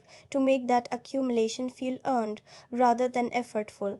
What is missing in these middle sections is not action, it is not spectacle. What is missing is the particular kind of scene that the film does best: the intimate, private, two-person moment where you are inside a character's actual experience of being alive in this situation. The film's greatest strengths are consistently its quietest moments. When Troy is in those private rooms, with those private people, you feel the full weight of everything the epic machinery is grinding toward. When it pulls back to the static and the political, something thins. The warmth of genuine human presence recedes, and in its place you have competent, well-produced material that does its narrative job without quite reaching the level of felt experience that the film's best moments have accustomed you to expect. This unevenness of texture, the alternation between moments of genuine emotional depth and stretches of competent narrative administration, is perhaps the fundamental tension within Troy as an artistic object. It contains the raw materials of greatness and does not always succeed in transforming those materials into the finished article.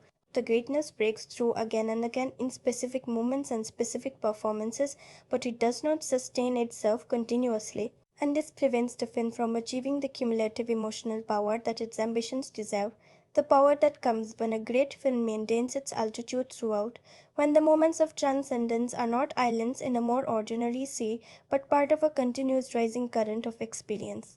The screenplay's treatment of its female characters is one of the places where the film's limitations are most directly felt. And I want to be precise here, because the criticism is not of Dan Kluger's performance, which I've already argued is more interesting than it typically receives credit for. The criticism is of what the screenplay offers her to do and how much space it makes for the inner life of the person most centrally positioned as the cause of everything. Helen is, in the mythology, simultaneously the most desired and the most debated figure in the entire tradition, a woman around whom questions of agency and desire and power and objectification have circulated for 3,000 years. Benioff's screenplay does not quite resolve what Helen is in this film.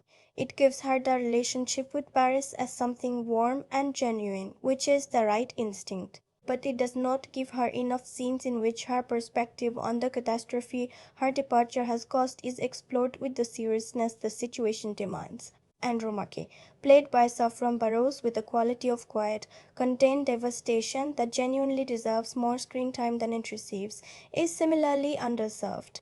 A relationship with the film's most fully realized male character should be one of the emotional centers of the story, but the screenplay places her slightly too far from the camera, too consistently on the periphery of scenes that ought to have her at their heart.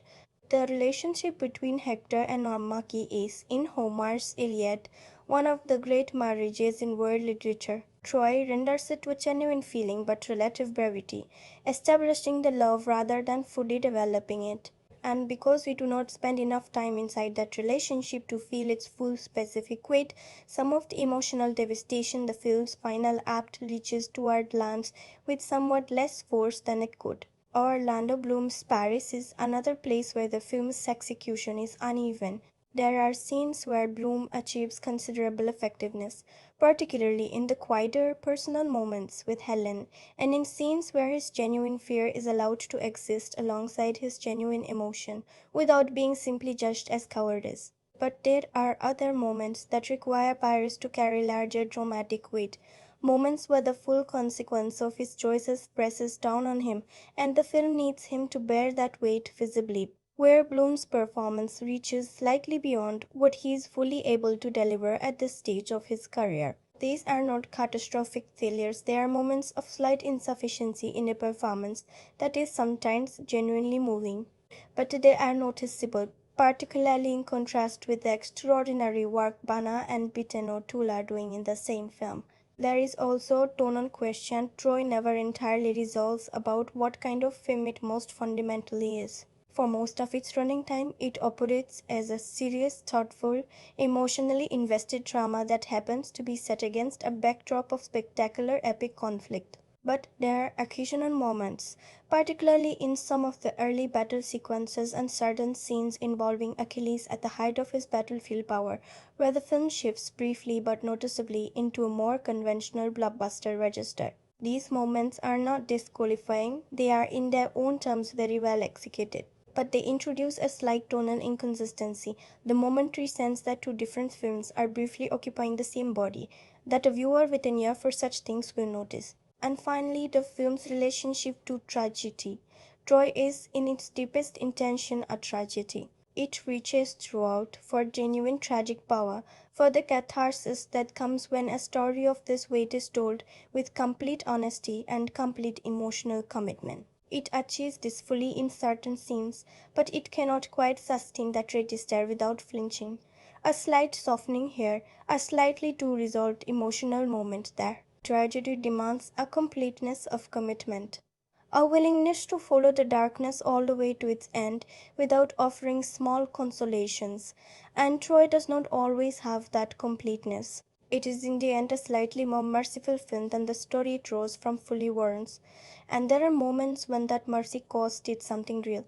These are genuine limitations, not small ones. And yet, and here is what I keep returning to when I hold the film's failures alongside its achievements, they do not cancel what the film gets right. A film that intends bitter to performance arid Bana's Hector, the beach landing sequence, the visual language of the siege, the score's use of silence, and the central philosophical argument about glory versus meaning has earned the right to be seen and judged in full. Its flaws are the flaws of reaching for something very large and falling slightly short of the highest point, and in the landscape of commercial cinema, that is already a form of distinction. Let us go deeper now.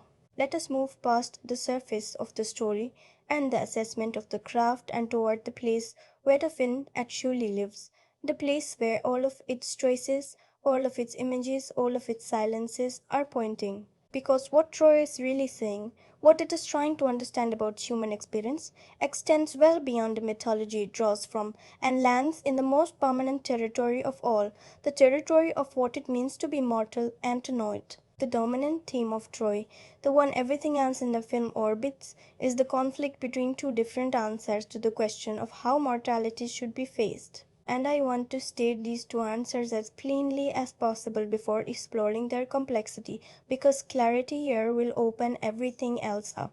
The first answer is Achilles' answer, and it is the answer of greatness. Achilles faces mortality by transcending it, by trading the length of his life for the permanence of his name, by doing something so extraordinary, so definitively beyond the capability of ordinary human beings, that the story of it will outlive every person who was present to witness it. The immortality he seeks is not divine, it is narrative. It is the specific, peculiar form of transcendence that only human culture can offer. The fact that a person's name can continue to exist and mean something long after the body that bore it has returned to dust. Achilles chooses the story over the life. He chooses to be remembered over being present, and the film does not celebrate this choice. It mourns it quietly and persistently from the first frame to the last. The second answer is Hector's answer, and it is the answer of love. Hector faces mortality by filling the time he has with what matters most. Not with greatness, though he is genuinely great, but with the specific texture of actual loving relationships. With his father's company and his wife's presence, and his son's face unfrightened by armor. With the daily maintenance of the bonds that make a city a home rather than simply a fortification. Hector does not choose the story over the life. He chooses the life fully, knowing its finitude, knowing exactly what that finitude will cost the people who depend on him. These are not simply different personality types. They are different metaphysical commitments, different answers to the fundamental question of what makes a human life real and significant and worth having lived. And Troy places them in collision with a clarity and a seriousness that is genuinely rare in commercial cinema. Most films resolve this kind of opposition. The hero wins, the right philosophy prevails. The audience leaves confirmed in their view of how life should be lived. Troy cannot do this because the mythology does not permit it. Both men will die. Both philosophies will be tested to destruction. And the film watches that testing with a quality of refusal, refusing to comfort you, refusing to tell you which answer was right, because the truth it is after is that the world does not leave room for both of them to be right at the same time, and the tragedy is not that one was wrong but that both were true. The walls of Troy are the film's most persistent and most charged visual symbol, and everything they represent shifts and accumulates as the story progresses. At the beginning, they are what they appear to be, an extraordinary fortification, a testament to the city's wealth, the physical embodiment of a civilization that intends to endure. But as the film progresses, they become the literal boundary between the life Hector is fighting to protect, the interior world of family and love, and ordinary human warmth, and the world of war trying to reach through that boundary and destroy what lives inside. The walls are, in this reading, the film's visual representation of the argument Hector makes with his life that there are things worth protecting, that the boundary between the world of killing and the world of living is not a cowardly line but a sacred one. And then the walls fall, and when they fall, what falls with them is not simply a military fortification. What falls is the belief that love and ordinary human life can be defended against the ambitions of empire indefinitely. The walls of Troy fall because the story requires them to, and because the story requires that Hector's answer to mortality be tested against the full force of what the world can do to the things we build to protect what we love. And the answer the world gives is not enough. The walls are not enough. Love is real, and love is everything, and love is not enough, and Troy has the quiet courage to say so without flinching. The fire that consumes Troy in the film's final act functions in the visual grammar with a complexity worth pausing on. Fire throughout the film has been an image of ambivalence. It is the light by which people live in domestic interiors, the warmth around which love and ordinary human time are organized. And it is also, when it reaches the city streets, the vehicle of annihilation. The same element that keeps the heart burning is the element that burns the heart down. This recognition that the forces that sustain human life and the forces that destroy it are not different in kind, only in direction and scale, is one of the most quietly intelligent observations the film makes, operating entirely at the level of visual design, entirely below the level of conscious attention for most viewers. What Troy understands about grief is something I want to name specifically because it is one of the things the film gets most completely right and most rarely receives credit for. The grief in Troy is not cinematic grief, not the conventionally legible performance of loss that Finn has trained us to recognize. It is something more unusual, grief as a form of intelligence. Achilles' grief is rage displaced, the grief of a man who organized his entire emotional architecture around invulnerability, discovering that there was always a door in him and that love was the door. Priam's grief is a king's grief, compressed by the necessity of remaining a king even while the floor of the world falls away beneath him. These are not interchangeable griefs. They are specific, individual, rooted in the specific texture of the specific love that has been lost. And the film's insistence on the particularity of loss, on the fact that grief is not a generic experience but a specific one, is one of its most genuinely human qualities. From this moment, we go into full spoilers. If you have not yet seen this film, stop here, go experience it first, and come back. Some things deserve to be felt before they are understood. The death that changes everything in Troy is not the most spectacular death in the film. It is not the largest. In terms of the war's body count, it is one among thousands. But it is the death that splits the film's moral universe in two. The death that makes everything before it preparation and everything after it consequence. It is the death of Patroclus. Patroclus makes his fatal choice out of love. He watches the Trojan forces, emboldened by Achilles' withdrawal, pressing the Greek lines back toward the ships. He watches men die. He cannot stand to watch the balance of the war shift without doing something. And so he goes to the tent where Achilles' armor is kept, the armor that has become by this point one of the most charged symbolic objects in the entire film, and he puts it on. The scene of Patroclus arming himself is filled with a quietness that is devastating. No swelling music, no heroic declaration, just a young man putting on armor that does not belong to him, and the camera watching with the patient, sorrowful attention you give to something that cannot be undone. He is not trying to be Achilles. He is trying to use the idea of Achilles, the fear that the name creates, the space it opens in enemy strategy, in service of something genuine. His motivation is not glory, it is love, and the film understands with complete clarity that this distinction changes nothing about what is going to happen next. When Hector removes the helmet and sees Patroclus' face, Bana plays the moment without theatrical horror. What he plays is understanding, the specific, sudden, complete understanding of what he has done and what it means. He did not know. He could not have known. But he knows now, and what he knows is that the man who will come for him in response, the man who has remained in his tent refusing to fight for a king he despises, will not be coming as a warrior in any conventional sense. He will be coming as grief given a body. And Hector, being a man of genuine moral seriousness, understands with complete clarity that he has just set in motion something he cannot stop and from which there will be no negotiated exit. Achilles' response to the news of Patroclus' death is the emotional core of the film. Brad Pitt plays it not with collapse or tears or the conventionally legible performance of loss, but with a very specific kind of stillness. The stillness of a man in whom something has broken in a way that is entirely internal, that the body is still processing and has not yet begun to express. You watch the information arrive in him, pass through his face in something that is not grief yet, because grief requires the acknowledgement of a self that can grieve.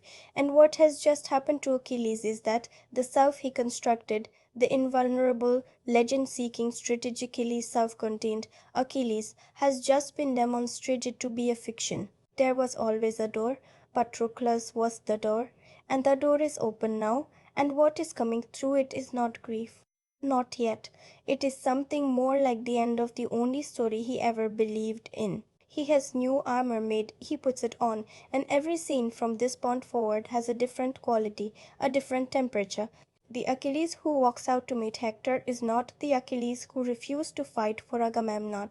He is something raw and more terrible and paradoxically more fully human. Because the thing that has broken in him is also, for the first time in his life, the thing that has opened him.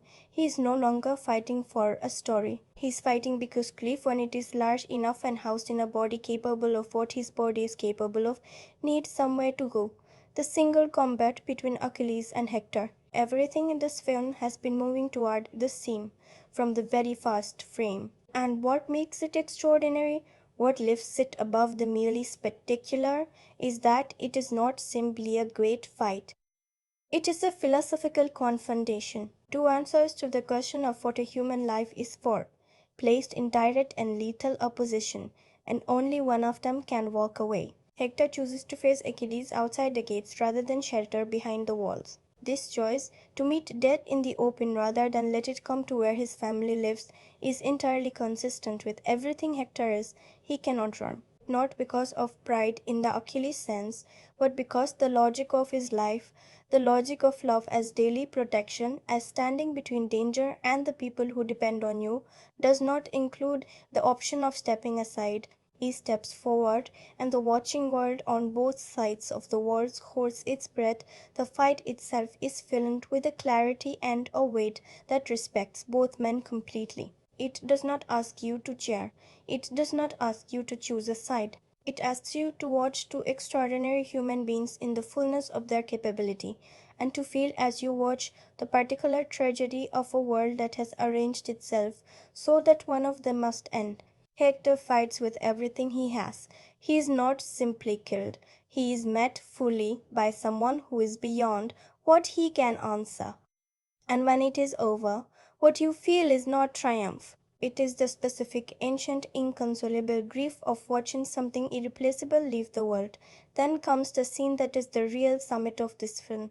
Priam crosses enemy lines in the night. He comes to Achilles' tent, a king, alone, without guard or weapon or political protection. And he asks for his son's body. The scene is played on Peter O'Toole's side with nothing held back and nothing performed. This is a man who has stripped himself of every armor a person can wear.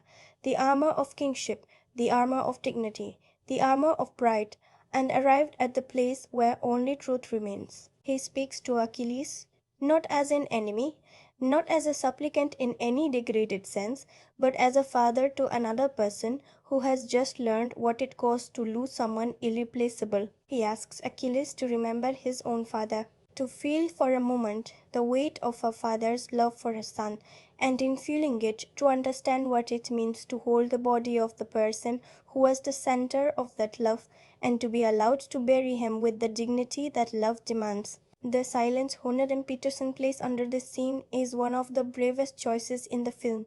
No music, just two voices in a tent, and the world outside continuing its terrible business. And what Achilles does, the thing Brad Pitt plays in response to what O'Toole brings into that tent, is what I keep returning to as the film's most honest and most quietly devastating moment. Achilles weeps, not for Hector, not quite for Patroclus. He weeps in the presence of a grief so complete and so pure that it reaches past the wall of his own mythology and touches the human being who has been living unacknowledged underneath the legend all this time. Two men who have lost people they most loved, sitting in a tent at the edge of a burning world, recognizing each other across the gulf of everything that stands between them. Not resolution, not forgiveness, not the comforting catharsis of enemies becoming friends, just recognition, the only authentic form of communion the world of this story allows.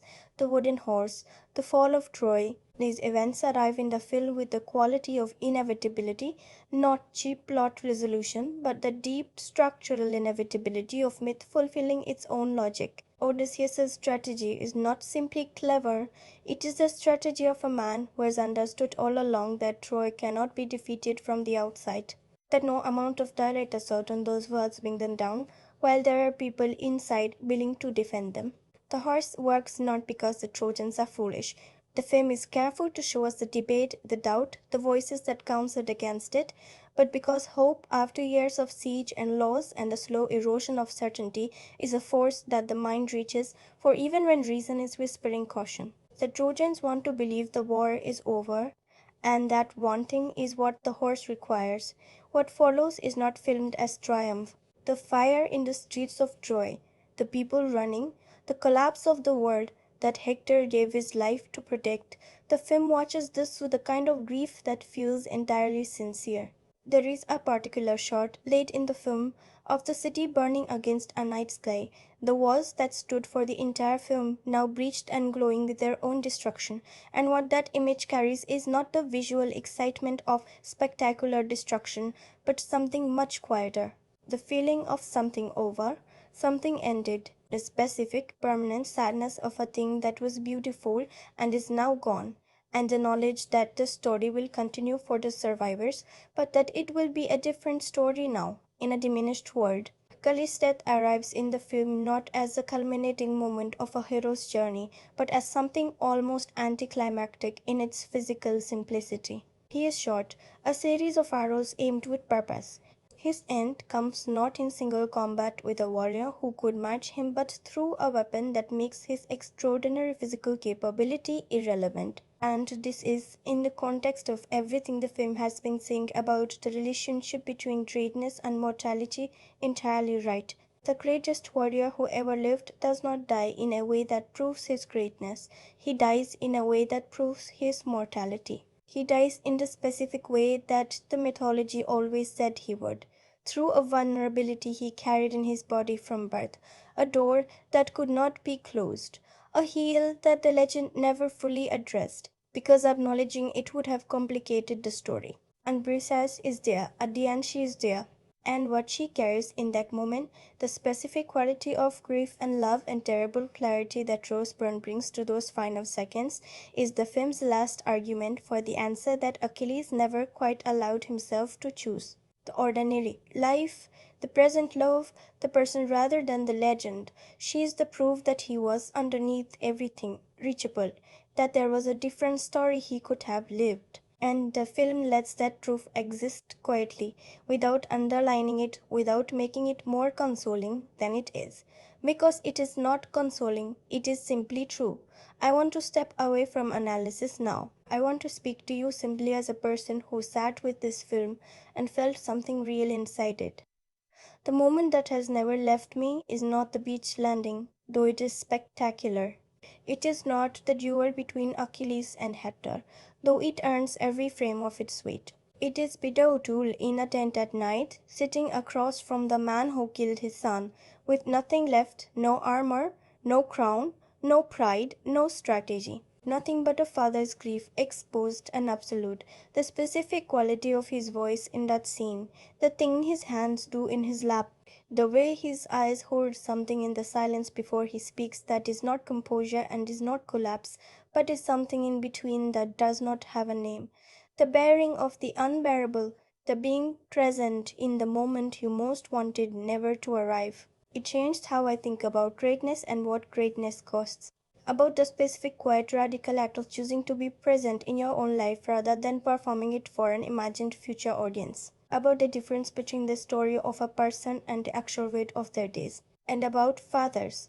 About what it means to love a child with the particular completeness that Priam loves Hector, and to walk unprotected into the presence of what that love has brought you to. Would I return to Troy? I return to it regularly, not always for the spectacle, though the spectacle is real. I return to it for Eric Bana removing a helmet in the firelight so his son can see his face.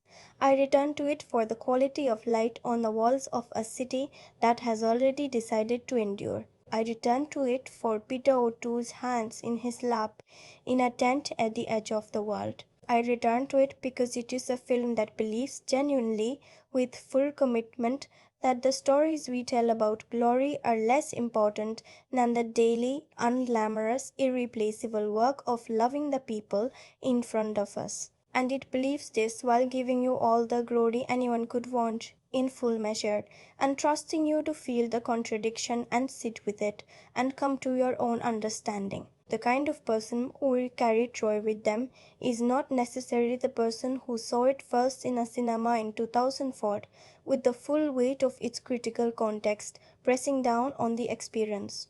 It is the person who encounters it later on a quiet evening without pre-existing judgments and discovers in it slowly and then suddenly a film that is thinking seriously about what it is showing them.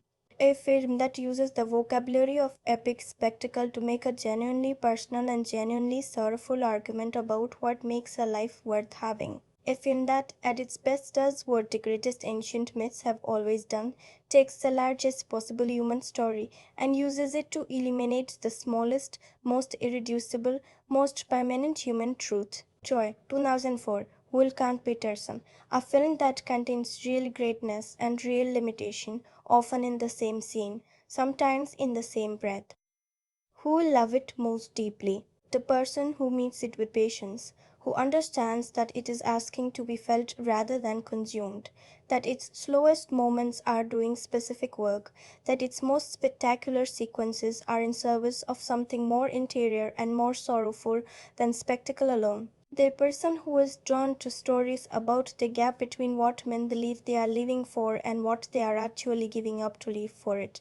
The person who has ever wondered whether the things we do to be remembered are worth the cost of the things we sacrifice in order to do them, who may not connect with it. The person who comes to it primarily for narrative momentum, for the clean forward thrust of a film that knows exactly what it wants to be at every moment and executes that vision without visible effort or visible doubt. Troy is not that film. It is effortful in ways that are sometimes visible, and it doubts itself in ways that are occasionally audible.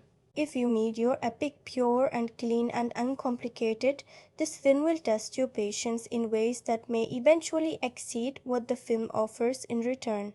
Where should you watch it?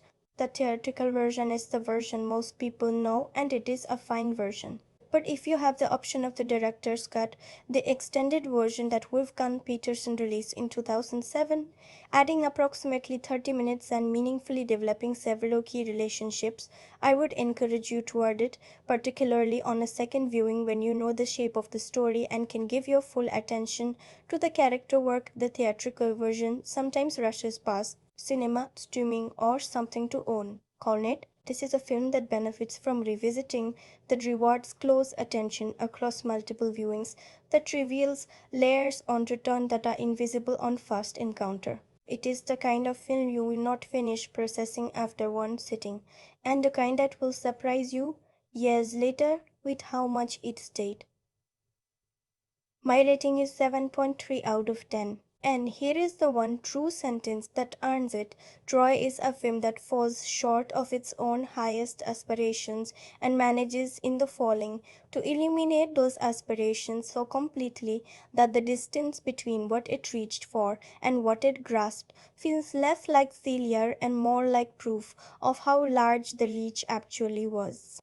There is a particular kind of film that I find myself thinking about long after the films I considered perfect have faded from active memory.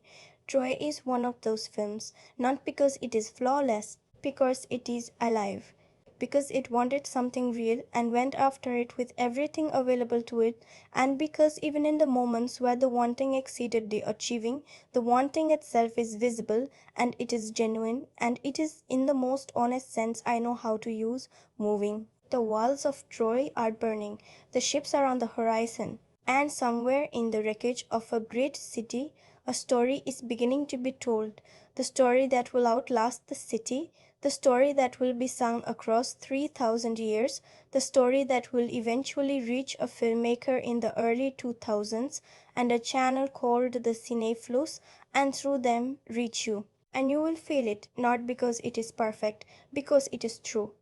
Thank you for being here. Genuinely, thank you for spending this time with me and with this film, for caring enough about cinema to want to go deeper than the surface of it, to want to understand not just what happened on screen, but what it meant and why it was made and what it is asking of the person sitting in front of it. That kind of attention is what this channel exists for, and the fact that you bring it here every time means more than any view count could express.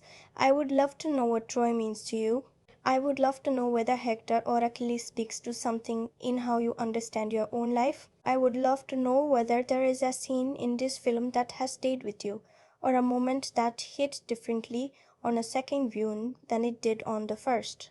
The comments are where this conversation continues, and I read every one. If this essay gave you something, if it shifted how you see this film or deepened how you think about the mythology it draws from, then please consider sharing it with someone who feels cinema the way you do. And if you have not yet subscribed to the Cineflux, now is a good time, because the next essay in this phase is going to be something I have been wanting to write for a long time, a deep dive into a film that asks very similar questions about heroism and the price of greatness, but from a completely different cultural angle, with a completely different visual language, and with an ending that I think is one of the most quietly devastating in the history of the medium. I cannot wait to walk through it with you.